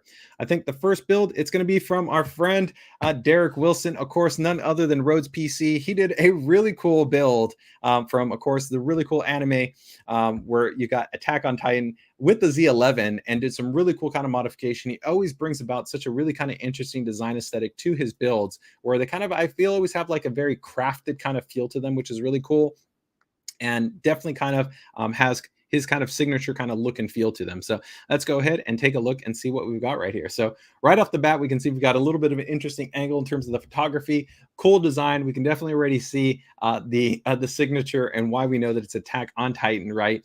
And he actually has it positioned in the cool orientation. I personally like the Z11 in horizontal. A lot of people will always show it off vertically, but the cool thing when we designed the Z11 was that it was a mini ITX DTX space chassis to be used in either configuration, vertically or horizontally. Horizontally actually gives you the best thermal performance. So I favor it, but very cool right here. So let's go ahead and take a little bit closer look. Some really cool little work right here too. This kind of subtle, really kind of actual kind of vibe to it, right? In terms of looks like etching, right? That's on there. I think really gives it kind of that feel that you're kind of almost looking at, right? A graphic novel, right? Looking at a manga, right? You're looking at the animation. So I thought that was really kind of a cool stylistic design choice to be able to bring the elements from the anime into kind of the build in a physical narrative, right?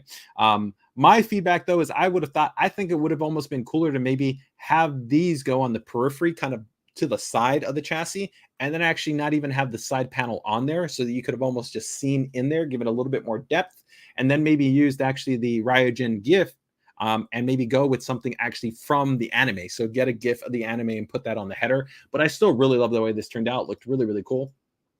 Here we can see a little pullback shot to it. This is really, really nice. I love the way that this turned out. Just really nicely and clean and well executed. Cable management's on point right there. Again, this is not his first build. He's done lots of great work in the past. So really nice, cool, clean polish accenting right here. And I think it's even going to kind of look cooler in when the lights are off, because with this kind of little kind of like drop right here, if you probably had a little bit of that lighting that you have there in the back, right? And along with a little bit of character and this kind of little bit more of a bright light, I think it definitely would have kind of a cool little vibe to it in the nighttime. Might be a little bit eerie, but of course, if you're a fan of the anime, then I think that you'll think it looks pretty cool, right? But overall, really cool build. I love the way this kind of turned out. And again, he didn't provide any shots on the inside. Inside's pretty straightforward, but you can see that we've got a 30 series graphics card in there. We have a mini ITX base board in there. We've got the Ryogen cooler. The Z11 is actually not that challenging to build in, and you've got a lot of flexibility. Snef, who's joining us here on the stream, has done some beautiful builds in the Z11 too with custom water cooling, where you have a lot of flexibility in terms of how you work with this type of chassis. But overall, I think this is a pretty cool build. Let's see what the group is letting us know. So, oh wow, from the master himself, Snef is giving it a thumbs up. That's kind words there. Internet guy is also saying looks great, pretty cool. Gen 10 is giving us a little shout out there with solid attention to detail. I would definitely agree. So let me see right here. Way better than my current build, and I'm not new to this. Very cool. All right, let's go ahead and let me bring up his submission form, and let's just go ahead and take a look at some of the details for this build. So let me go back here, get that image back up there. And we can go a little bit tighter in there, right? Actually, I kind of still want to see that little cool character there, right? Okay. So let me go ahead and see. Let's bring this up here. So, does the build have a theme? Attack on Titan. Attack on Titan. It's an anime series, right? And the build is themed after that. It's a show, of course, where humanity lives safely behind walls until, of course, a colossal Titan arrives and kicks through the wall to start off the first season. It's a fun show, and definitely, you guys haven't checked it out. It is definitely a very cool and fun show. If you're a fan of, animation, then definitely I'd say check it out. 3 words to describe the build: ROG, Titans, and fun. Does the build have a name? I've simply been calling this one Attack on Titan Z11. I think that definitely fits the vibe there. Let me go ahead and see here in terms of some of the core specifications. He's got in there. This is actually on an ROG Strix B660-I. So this is actually a 12th gen system. Cool. I think this is one of the first times we've seen the B660-I mini ITX board. It's a great board, especially if you're building 12th gen. You want to save a little bit of money. It's already such a high performance part. You don't necessarily need to jump to the Z690 series board, and you still get a lot of really great specifications on there. It also supports overclocking, which you can see he's running a 6000 MT DDR5 memory on there, which is actually more likelihood because it's only a 2 DIMM based board.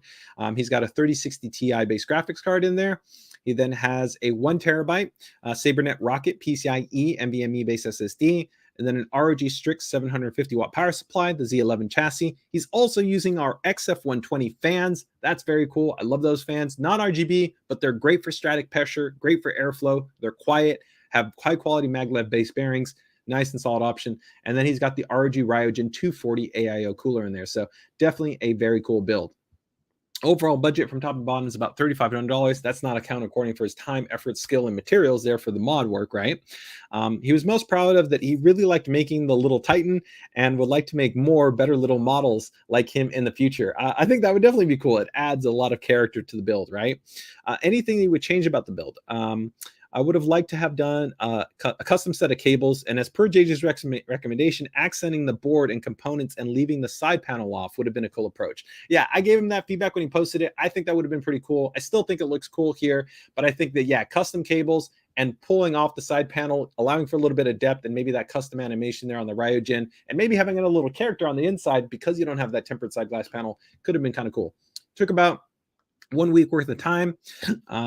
It was a build for a client, and he's generally going to be using it for gaming. He's a big fan of Valorant. And then overall, his favorite feature, he's always a fan of Armory Crate, but on this one, he was really a big fan of the Ryogen 2 and the Z11. They were fun and really great hardware to work with. So overall, some really cool features. Rhodes, man, another great build, man. Hats off to you. Very cool. Kudos. Well done.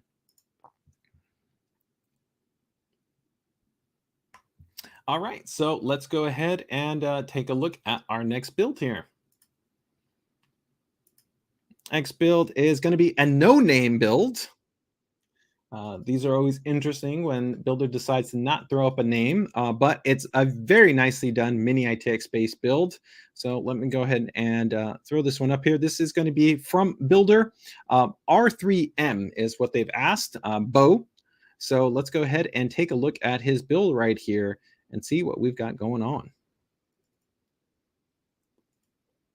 All right. Ooh, there we go. A little side shot.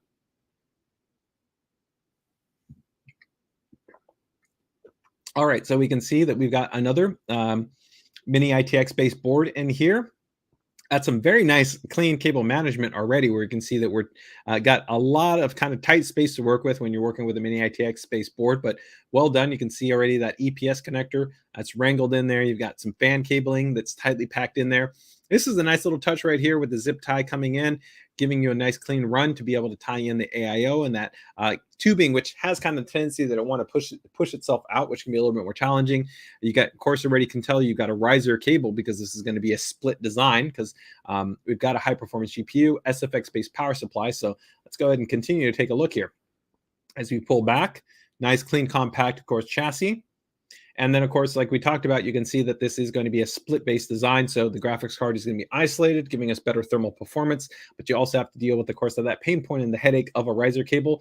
But that's all cleanly well done and executed. We've got a nice, big, high-performance ROG Strix graphics card in there. So that's nice to see. Pairs up great with, of course, that ROG Strix board.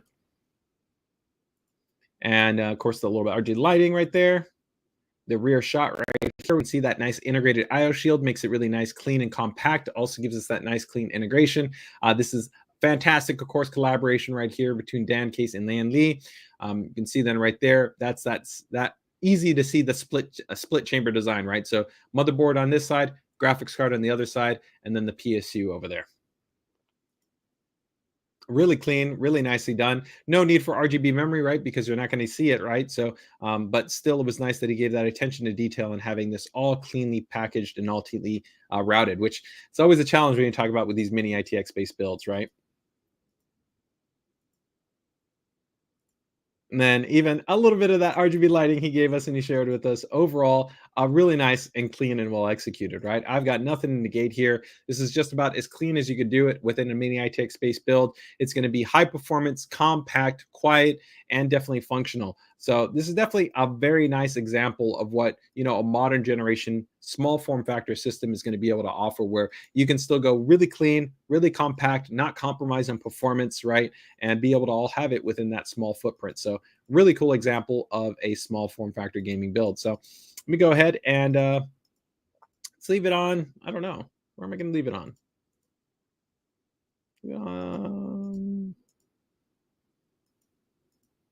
Leave it on the I'll leave it on the I'll leave it on the board for right now. Let's leave it on the board for right now. Okay, let's go ahead and bring up his submission form and take a look right here, and see what we've got going on. So give me 1 second. Let me bring up the form here. Does the build have a theme? There's no overall theme on it. 3 words to describe the build is clean, compact, and no RGB. Although he's got a little bit of RGB on that pump head, but yeah, I would agree with that. No name for the system. In terms of the core components for the system, yeah, as I noted, this is also, look at that, back-to-back B660-I motherboard. So we've got a Core i7 12700K. Then we've got a deep cool L240 based AIO cooler. And then from there, that B660-I, 32 gigabytes of DDR5 5600 CL36. That's a nice kind of sweet spot for DDR5 in terms of performance, ascertaining the ability, getting nice bandwidth and some improved efficiency from lower timings. So that's a nice combination. Then we've got a couple of NVMe-based SSDs in there, a 1 terabyte and a 500 gigabyte. And then a RTX 3070 Ti ROG Strix OC-based graphics card. That's all inside of that Dan case. The A4H the A4H20 X4, a 750 watt Corsair SFX based power supply. And then he's running a few Noctua A12. That's the A1225 outstanding base fan, the Chromax edition, black. And then he's also got that paired with a tough gaming monitor. So a VG27AQ, that's a great monitor. It's 27 inches, 1440p, 165 hertz. Fantastic for this kind of gaming experience, right? And that's overall a very nice kind of build and configuration right there. Total budget was about $2,800. He was most proud of how overall it just came out clean and nice looking, compact and powerful. He might maybe tweak the cable routing a little bit if he could change anything, but overall, I think it looks great. Nothing I would really kind of tweak. About 2 hours, that's pretty nice, especially considering a small form factor build. Predominantly uses it for gaming, so Battlefield 2042, Call of Duty Modern Warfare 2019, and then some Forza Horizon 5. That's a great choice. Love Forza. All right. And his overall favorite feature is the hardware reliability, biostructure, and the consistency of kind of the experience that he can experience with ASUS hardware, man. I think you did a fantastic job. This is a great small form factor ROG gaming build, man. So hats off to you, man. Really nice build. Best of luck with it, man. And thanks for being Team ROG. Really like the way it turned out. Let's see. We got some clean commentary right here. Oh, wow. Nice words from Masterclass Builder right there. Really clean, especially with the tight space. Let's see, we got super tight build. Love the cable management. Super good stuff right there. Michael gives you a thumbs up on the Forza right there. And oh, hey, fantastic. He says, wants to say thanks for the recommendation. I think I'm going to be going with the ROG Strix B550-F. Yeah, that's a great board. Really good foundation for B550. Get nice improved audio design, integrated IO shield, good M.2 expansion, really solid UEFI. That's a really solid choice. That's a very good board for that type of build right there. Internet guy gives us Gratz Val. Sounds like a good time right there. Great system and a small footprint. Yeah, overall, I think very cool, man. So very nice build. Let's go ahead and move this along and see what we've got here with our next build. Always nice to see that nice attention to detail with these small form factor builds. So next one, we've got another compact-based build, but we're going in the other opposite direction. If here this was all about black and kind of monochrome, we're going to that lovely, Noctua color scheme. For me, I'm a huge fan of the brown color scheme. I think it actually has a really nice warmth and identity to it. I know some people, they find it polarizing, but I really love this feel, and they did a beautiful job in this build. With really kind of being similar. If you guys remember, I've showed off some kind of similar Noctua themes in the past. This is going to be, I think, another one that has really kind of nailed the Noctua aesthetic. So let's go ahead and take a look at it and see what we got going on here. So this, I believe, is also going to be a build that doesn't have a name. Give me 1 second here to bring it up.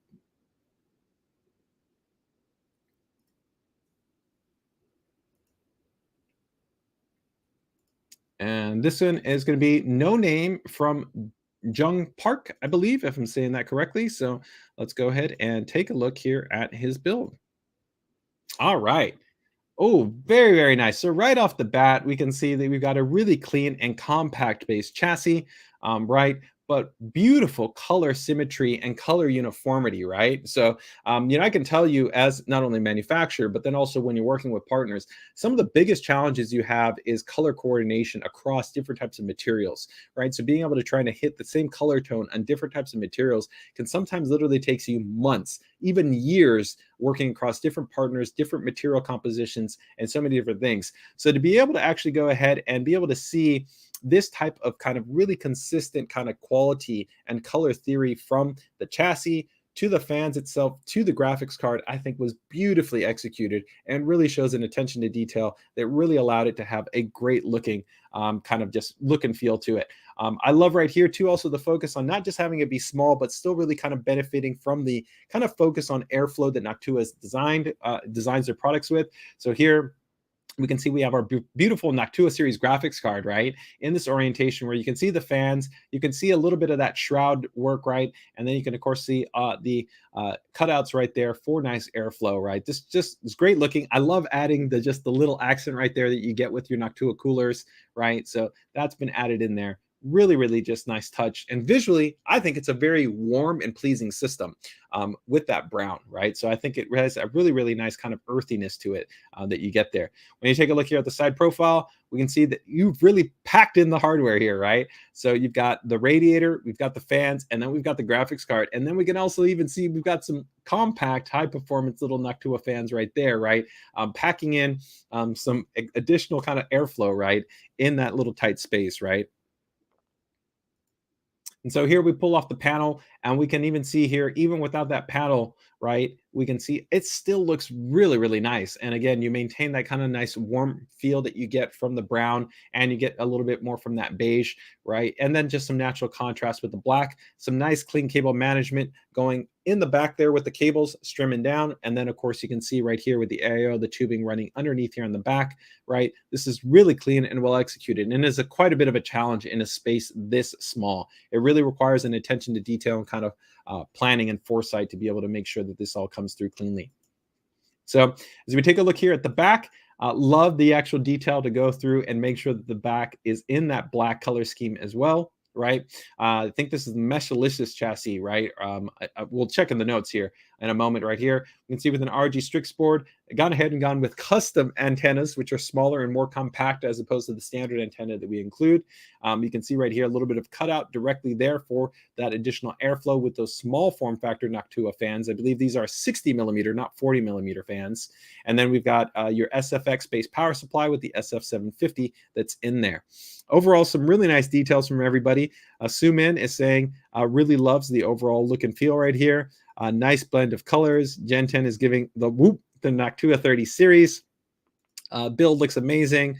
Snef as well, giving a shout out. I really love it. Great work. I agree. Valve's throwing out an awesome as well. Yeah, I really love the way that this build turned out.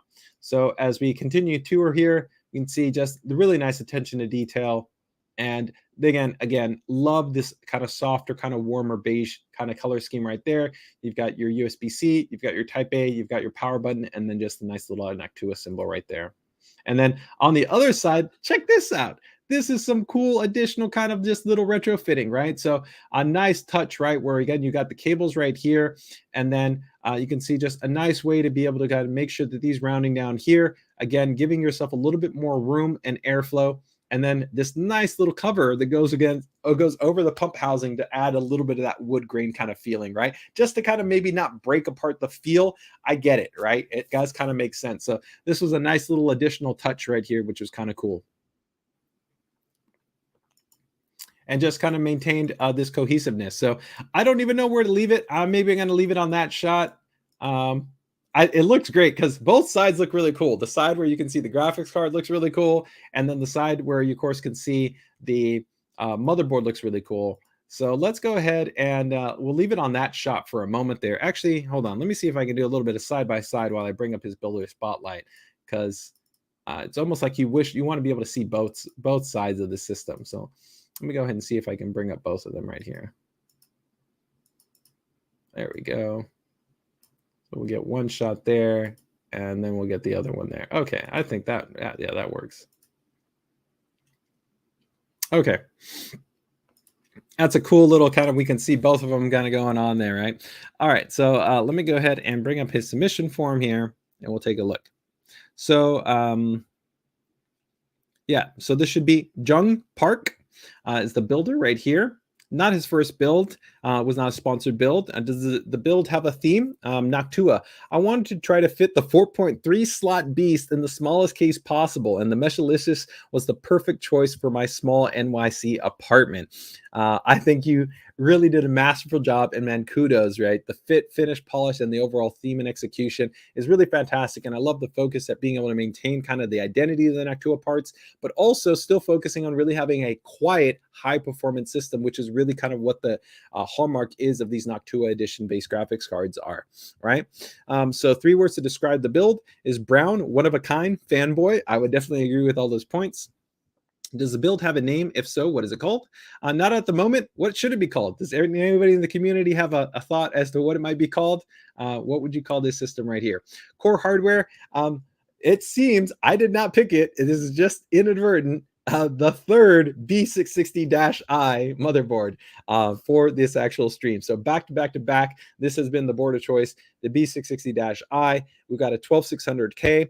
Then he's got the Phanteks Glacier 1 280 millimeter radiator in there with the Noctua 140 millimeter base fans. And then he's got also some DDR5 5600 MT that's in there, a 1 terabyte M.2 PCIe NVMe. He's got the Noctua 3070 edition base card in there. And of course, we recently announced the 3080 edition, which will be coming out as well. And then we also have a SFX 750 watt power supply. I was correct in terms that there's those 2 60 millimeter Noctua fans on there, which he has with a custom cut bracket. That's all inside the Meshalicious chassis, right? And he also has got the Meshalicious PCIe Gen 4 riser cable, and then a 90-degree DP adapter cable, plus the SFF antennas, right? So those are those small form factor antennas. Overall total budget was about $2,500. That, of course, does include the labor and the custom paint job, right? What was he most proud of is that the custom painted case and custom mated clear acrylic panels really came out well. And I would 100% agree. I think that those panels and the paint really tie this all together. If you didn't have the panels and you didn't have the paint, it still looked cool, right? Like that earlier mini ITX build. But this really just kind of tied together the entire experience and really kind of took it to that next level. So anything they would change about the build is that the CPU side needs more love. I'm not sure if the wood is really working aesthetically in the PC case, as well as the poor cable management. I might have to go to some custom sleeved brown cables, right, to add. And I get what he's saying right here. So if we take a look right here, I think this is nicely done. But I do see, right, if you did go with, these are the cables that come with the SFX, right, power supply. But I think probably getting some custom cables, right, that are matched to this color scheme would look really, really nice and kind of take the aesthetic even further. Let me see. I might actually have the prior Noctua build in here. Let me see if I still have it in here.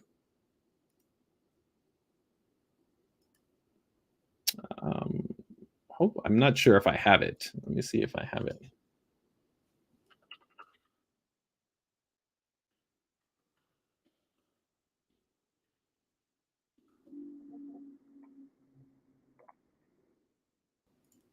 If you guys remember, this is a build that I showed off previously from one of our PBA partners. Yeah.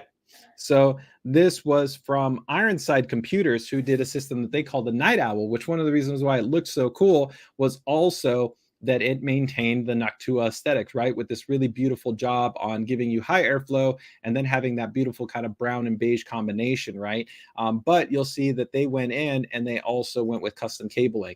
So I think that this cabling right here would look beautiful in that, and it would just kind of just further solidify the experience. So I think if we could get these cables into this system right here, that would just take it even further and really kind of help to evolve that aesthetic kind of to the next degree. So I definitely think that makes sense. If you did want to kind of tweak something or maybe kind of upgrade it, I could see where that was going. Okay. Let's see, how long did it take? About a week, working after hours, right? And then what is this predominantly used for? So I use it mostly for gaming. I don't currently play anything. So any recommendations to stress test this would be appreciated. I would say one of the best just general stress tests you can do is OCCT. OCCT allows you to independently stress test the CPU, the DRAM, the PSU, and the graphics card. So that's a great overall kind of bench. And then from there, there's a couple of really great benchmarks from Basemark, Gravity Mark, the Final Fantasy benchmark, all great kind of just general game engines you can test out for free to stress test your system, make sure that everything is working well and kind of trying your system out. And if you're looking for maybe a new title to try out, Sniper 5, pretty cool, pretty fun, and it's got a built-in benchmark, which is also pretty cool. All right. So favorite ASUS feature function. He loves the overall reliability, the design, and the easy to navigate UEFI experience as well. So overall, man, hats off to you. Fantastic job. Hopefully you get to see this build maybe updated with even some of those nice Noctua cables. I think you did a great job there. Let's see. Gen 10 gives us a recommendation that each should be called the oak tree. I think that's a pretty good. I like that. I could dig that, right? Sneff is saying, does ASUS not make real bench anymore? Sadly, we don't. We stopped development of it. We are internally discussing with our team about maybe trying to work on an updated version. Technically, you could still run it on there. You'll get a little bit error from the CPU-Z that says, hey, I can't identify the new system. It would still run, and it's still totally a great real-world benchmark, right? Because there's still really not anything that's kind of like real bench in the industry where it does such a great test to be able to do things from the CPU bus, single-threaded, multi-threaded, does actually different types of workload stress tests is memory, stress tests is the IO bus, system storage, and really gives a great kind of experience. But right now, we do not have a new version of it, but maybe in the future. All right. Overall, very, very cool build. Let's go ahead and go to our next build. Let's see right here. I think the next build is actually our featured build in our little thumbnail. And this is going to be from Duong, I believe, if I'm saying his name correctly. This is going to be NPC Joker Juice. A very cool build. Very, very impressive here in terms of here we're moving to the other end of the spectrum. We're going from a seriously compact system that we're going to a full high-end system with really a awesome aesthetic. Green is one of my favorites. I mean, my personal favorite colors. I love really warm colors. I love yellow, kind of oranges. I also really like red. Green, though, is a color, though, that when it's on point, it's done really, really cool. It looks really, really great. So let's go ahead and take a look at Joker Juice right here. Oh, yeah. Very, very cool. Right off the bat, we can see that this is a serious water-cooled base rig. We've got a lot of really cool design language going on in terms of the actual runs in the layout for this build. And I thought this was really, really cool in terms of how it actually works because traditionally, a lot of times you see distro plates, and definitely nothing wrong with distro plates, especially when they're done really, I think, interesting. Like, Snef, again, watching us here on the stream, does a fantastic job with custom distro plates and does a lot of creative layouts that do not really have kind of a heavy symmetrical feel or parallel feel that you commonly see in a lot of distros. I like to see kind of sometimes that if you're going to use hard lines, that there's variability in how the actual lines are run out, allowing you to see the hardware. And one thing I really love here is that if you can see, we have a focus to be able to actually give some nice breathing room and some non-traditional kind of routing. Now, normally I do prefer horizontally based graphics cards because I think they show off the hardware a little bit more, especially on the motherboard side where you get to see top and bottom and you see depth and contrast. But I literally love the way that the symmetry played out here. There you really show off a great looking block right here. You have these beautiful kind of runs with really nice bends right here that go up to the top, right, and not obstruct either the memory or the actual side here in terms of the display on the board. And that's actually not that common. A lot of people will usually have something that obstructs both the memory or obstructs this area. So I love this approach to go here and also use the space within the chassis, because if not, you're going to have kind of this hole that might look a little bit kind of weird. So it's smart to use that space, but also it makes it look different. Then we also have kind of that natural contrast from a vertical approach here to then a horizontal approach. So throwing that in there, which I think looks really, really cool. When you pull that back, I think that just gives it a really kind of interesting vibe that looks really, really good. So I really love the way that this was approached here with the run right here, the run right here, then this nice smooth run over there. This also approach at utilizing space to give you kind of the symmetry between the fans down here at the bottom, the fans over here. Loved this touch right here with just that little bit of fill in the accent to see the green down there as well. This is all really, really tastefully done. Really, really clean, really well executed in terms of the overall look and feel. All right. And interesting here too, some people would argue, why not just also make the memory green? But sometimes having like a natural color blocking effect where you purposely have everything else one color and then you have something else purposely contrast actually almost elevates the other color to another degree. So actually, I'm not opposed to seeing the memory run in kind of this rainbow pattern and then have everything else be in the green. But of course, if you wanted to have that perfect kind of synergy, you could of course sync it all into green. But I think it looks great either which way. So let's go ahead and continue forward here. Of course, we have that really cool, just kind of clean aesthetic in the front. Tons of I/O, right, where you can see USB-C, USB, USB, USB, USB, and then the cool little readout right there, right? That's all nice. Of course, high airflow design. Really cool, distinctive chassis design. I'm always a big fan of that. A lot of times we see the O11s, nothing wrong with that, but I like chassis that have a little bit more kind of a purposeful identity, right? That take on a characteristic when you see it, kind of like, man, I know what that chassis is about, right? And it also has a distinctive look from the front.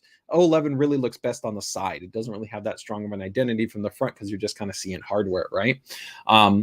But here we can see nice, clean, really cable management. Nothing is out of place right here. Just nice, clean runs for the cables running back there, running right there through the actual grommets, right? And then you've got your, of course, your pump and your res right there, which are really nicely cleanly integrated. So again, this is kind of like a distro plate, right? Block, right? But I think a creative kind of implementation for it. And also, like I said, not a heavy level of perpendicular lines, but still some nice layout. I love also here still the nice clean accessibility for drain.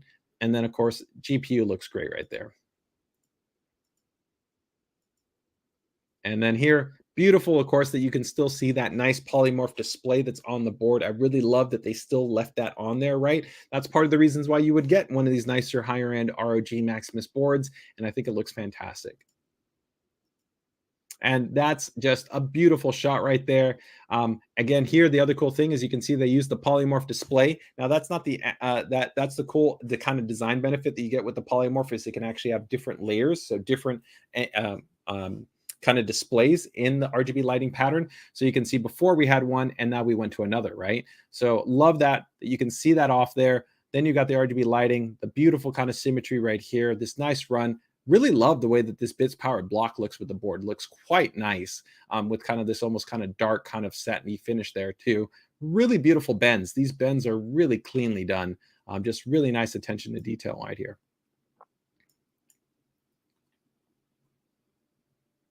Yeah, that's also a bits power. I believe the majority of most of what we're seeing in here are going to be bits power based water cooling hardware. So let's go ahead and take a look at the submission form here for this build. Give me 1 second to go ahead and bring this up.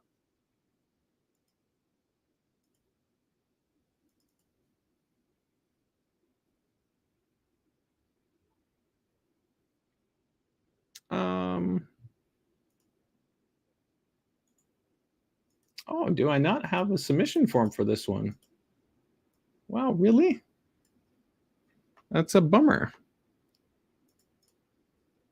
Definitely gonna have to go back and try to see if I can find that because I would love to have had more details there. I'm wondering why I don't have a submission form. So not sure if maybe they didn't have it fully completed out, but let's just go ahead and go back and take a look one more time at that really beautiful build right here. I can tell you for sure that this is a 12th gen system. So this is an Intel based system because we know that this design is only present currently on our ROG Maximus series motherboards, right? And this is of course also going to be DDR5 based memory. We just don't know the kind of specifics in terms of the configuration. The only thing that I will say that is kind of missing, and it's not a big thing, but I wonder why, is that right here you can see here the power connector, the PCI Express power connector for the 60-watt power delivery through the front USB is not connected. It's not a big deal, but it's not connected. So that's the only thing that I saw that was kind of like, oh, why wasn't that done?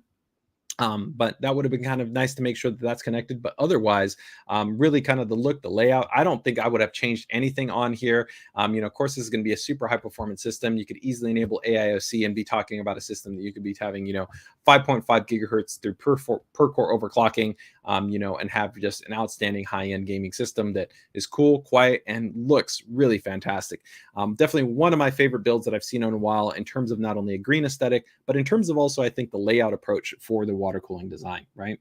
Let's see here from the community giving us some feedback. Looks like a right here, really good build right here. The components shade the green, right? Looks like a beast. I really like the look of the front panel. I would agree. I think that looks really good. Yeah, strong jawline. And again, that's like kind of the identity of having a chassis that looks really cool. Gen 10 says, now I want to sell my O11 and get a half, right? I think it just shows you that's the reason why it's nice to have choice, right? And it's nice to be able to have different types of options, right? Overall, a fantastic build. And I think I really love the name. Hopefully next week, maybe if I can get the submission form, I might just do a little bit of revisit because I feel it deserves it, but a fantastic build. It looks great. Okay. I think we've got one build left here to wrap things up. So let's go ahead and see what we got here. Yes, we do. We've got another mod-based build from none other than Phenom Design from our friend Gregory. Very, very cool build. So let's go ahead and wrap out this stream with one more build here. And if you guys check this one out, another really cool one. Again, another amazing just set of builds that we've had here from the community. So, of course, one of the absolute best games ever, The Witcher, and then The Witcher 3, right? Fantastic. And love the work that we had here done here on the chassis, right? So when we take a look, you can see all these beautiful little touches right here with, of course, kind of these little rivets that really kind of give it the look and feel of something that you would have in terms of kind of armor, that you would have in terms of leather work. You then add in the wood, you add in this kind of little metalwork accents, and it really starts to, again, to bring together something that it doesn't necessarily feel immediately like a computer, right? Because it feels a little bit more like a naturally kind of derived kind of accent piece that you would see in something, right? But then when you go on the inside, that's of course when it really starts to shine. But I love these kind of subtle attention to details that really kind of be able to offer kind of an evolved kind of look and feel that I think were really, really beautifully done. And I love kind of this little latching design here where even you're bringing kind of the totem and iconography from the game into these type of accent pieces. You've got the sword, of course, which is really, really cool, kind of tying that together in there as well, right? So let's go ahead and take a look right here and bring this over into our next shot. So I absolutely loved this type of design approach, right? Where you use the space to even be able to kind of evolve the way that the system looked, so that when you opened it up, you got an entirely kind of another kind of design perspective, which is really cool. So, of course, you have the lead character, right, from the Witcher series in there, right? And it just really helps to evolve the kind of the look and feel to be able to kind of just give it a distinguishing element. I love this kind of portraiture based kind of design where you've got that strong silhouette from the silver, and then you kind of using that strong black kind of contrast against there. You have then the sword that's visible, and then the beautifulness right on the inside there from that water cooled system, and also a really cool approach to the water cooled layout, right? Where again, I a lot of times favor horizontal mount, but a really beautiful kind of layout and choice done here to be able to go with one a really interesting type of consolidated small block, right? Reservoir block there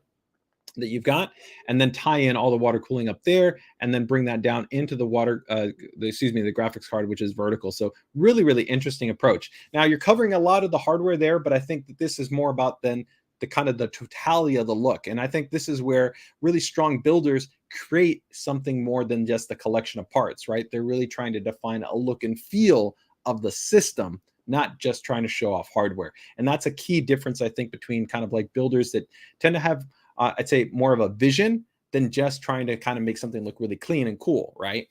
So I think this is really, really beautifully done. And then, of course, you can see here the continuation of all the really nice work on the inside, of course, with more and more kind of wood accents. Now, nice, of course, high-end hardware that we've got right here, right? So you've got the beautiful satin finish from of course, the EK fittings that we've got in there. Some nice G-Skill Trident RGB memory. That's the only nickel that I'll say, right, is that we wish we would have maybe gotten a little bit of a sheath for that cable, but otherwise you don't barely notice it. And you do have those nicer cables that in there that have kind of the accent color scheme that goes along with the rest of the theme, where you can see you've got the silver, kind of got the burnt orange, and then you've got the black, which I think go really well with the build, right? And so here you can see how kind of how it looks all closed up, and I think it has a really cool aesthetic when it's in there. And then here it totally goes a entirely different vibe when you go with the lighting, which I think looks really, really, really cool.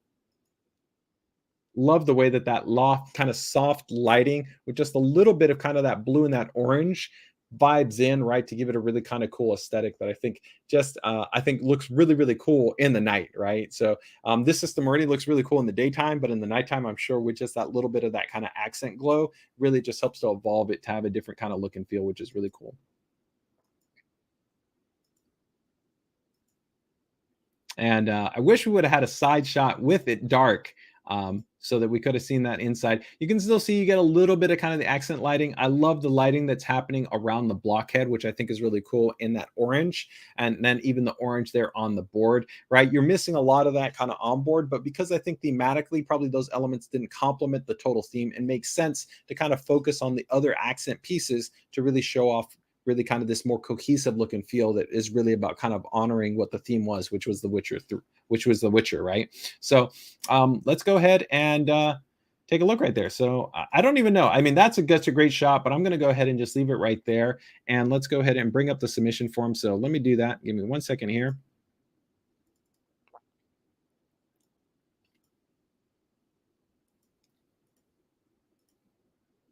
Okay, and let's see right here. So, of course, this is from excuse me, from Phenom Design Modding, right? And it was a sponsored build. So, what is the theme? The Witcher, the Netflix series. 3 words to describe the build was authentic, detailed, and quality. I think 100%. It nailed the authenticity in terms of having something that felt authentic to that environment. Like almost if this was put in the background of the series, and nobody knew it was a computer, you wouldn't question it. You wouldn't feel like, what's a computer doing there? Because it wouldn't look not like a computer, right? It would just look like an accent piece of some furniture, right? Detailed, definitely it has that detail quality, and the quality of the work that's been done is definitely top notch. The name is The Witcher for this build. Hardware wise, we've got an ROG Maximus Z690 Hero. We have an ROG Strix 37 that's water cooled. That's a 12900K that's in there, a 1 terabyte PCIe NVMe based SSD, cable mod custom kit that's also in there, a Thor 1200 watt power supply. That's all inside of the cast AZZA chassis that we have there. He's got quite a number of EK Vidars there in terms of the X3Ms. And then water cooling is pretty much top to bottom is all EK in terms of the blocks. And all those items. About $4,000 in terms of the overall budget for the build. What was he most proud of is the 3D printing that was executed. I would agree, it looks stunning. Is there anything that they would change about the build? Maybe the paint of Henry. It looked awesome on the plan support, but on the PC plate, it looks different. And so I think what he's saying right here is that maybe just the way that kind of maybe played out, it might have that part of that could maybe be, of course, the difference in the juxtaposition where you have a little bit of that line, right? Versus where it might have been flat, you get a little bit of element. The only other way that you could have played around with that might have been maybe having something that would have been maybe more textural. So an example might have been is maybe have the face be down here, and then this have maybe been like an accent scenario or something like that. So maybe more like filigree and background, and then having something so that you could make sure those faces aren't kind of like off in terms of the perspective. I still think this looks really cool, in my opinion. I don't think it would need to be changed, but I get where he's saying. And of course, all the accent pieces I think look fantastic. About 5 months in terms of total work. So kudos, man, through and through. This again goes to show how the really greatest builders in the game, it takes a huge amount of time and effort to be able to do these amazing builds. So 5 months. What is the system used for? It's a show system. So of course it's not used daily, right? He really is a big fan of the Armory Crate software, and of course just the ASUS hardware and all the kind of options that he has in terms of being able to kind of set everything up, manage everything, and be able to get a great experience from it. Overall, man, Gregory, it's a fantastic build. It's beautifully done, and a testament to, again, why you're definitely one of the best builders and modders in the game. So really, really cool, really well done. So let's see, some feedback from Adam is that stood the same, clearly pulling in the landscape. Yeah, I think landscape kind of filigree would have kind of maybe been interesting right there. The contrast is very nicely done, right? 99% perfect, just the top cable. I agree. Fantastic. Really, really cool. Val says this is amazing in terms of the build route. Overall, really, really cool. So and then, of course, from one of the other best builders in the game, Sniff himself is giving us here. What a great work. Yeah, fantastic. So overall, this has been a great stream, guys. Thank you guys so much for joining us here for another ASUS PC DIY hardware live stream. It's been fantastic as always. We're going to be wrapping things up. So as always, if you guys have any other questions, comments, concerns, feedback, feel free to go ahead and join us in the ASUS PCDIY group. Feel free to go ahead and tag me, post your questions. We've got a fantastic set of community members in there to be able to answer your questions, be able to provide insight, recommendations, or whatever it might be. And again, make sure to submit your build if you want to have it featured here on the ASUS PCDIY live stream. So with that, make sure to go ahead and join us next week for our next PCDIY hard stream. And with that, take care, take it easy, enjoy the rest of your day. Best of luck with your builds, your upgrades, or whatever it might be. Stay safe, stay healthy.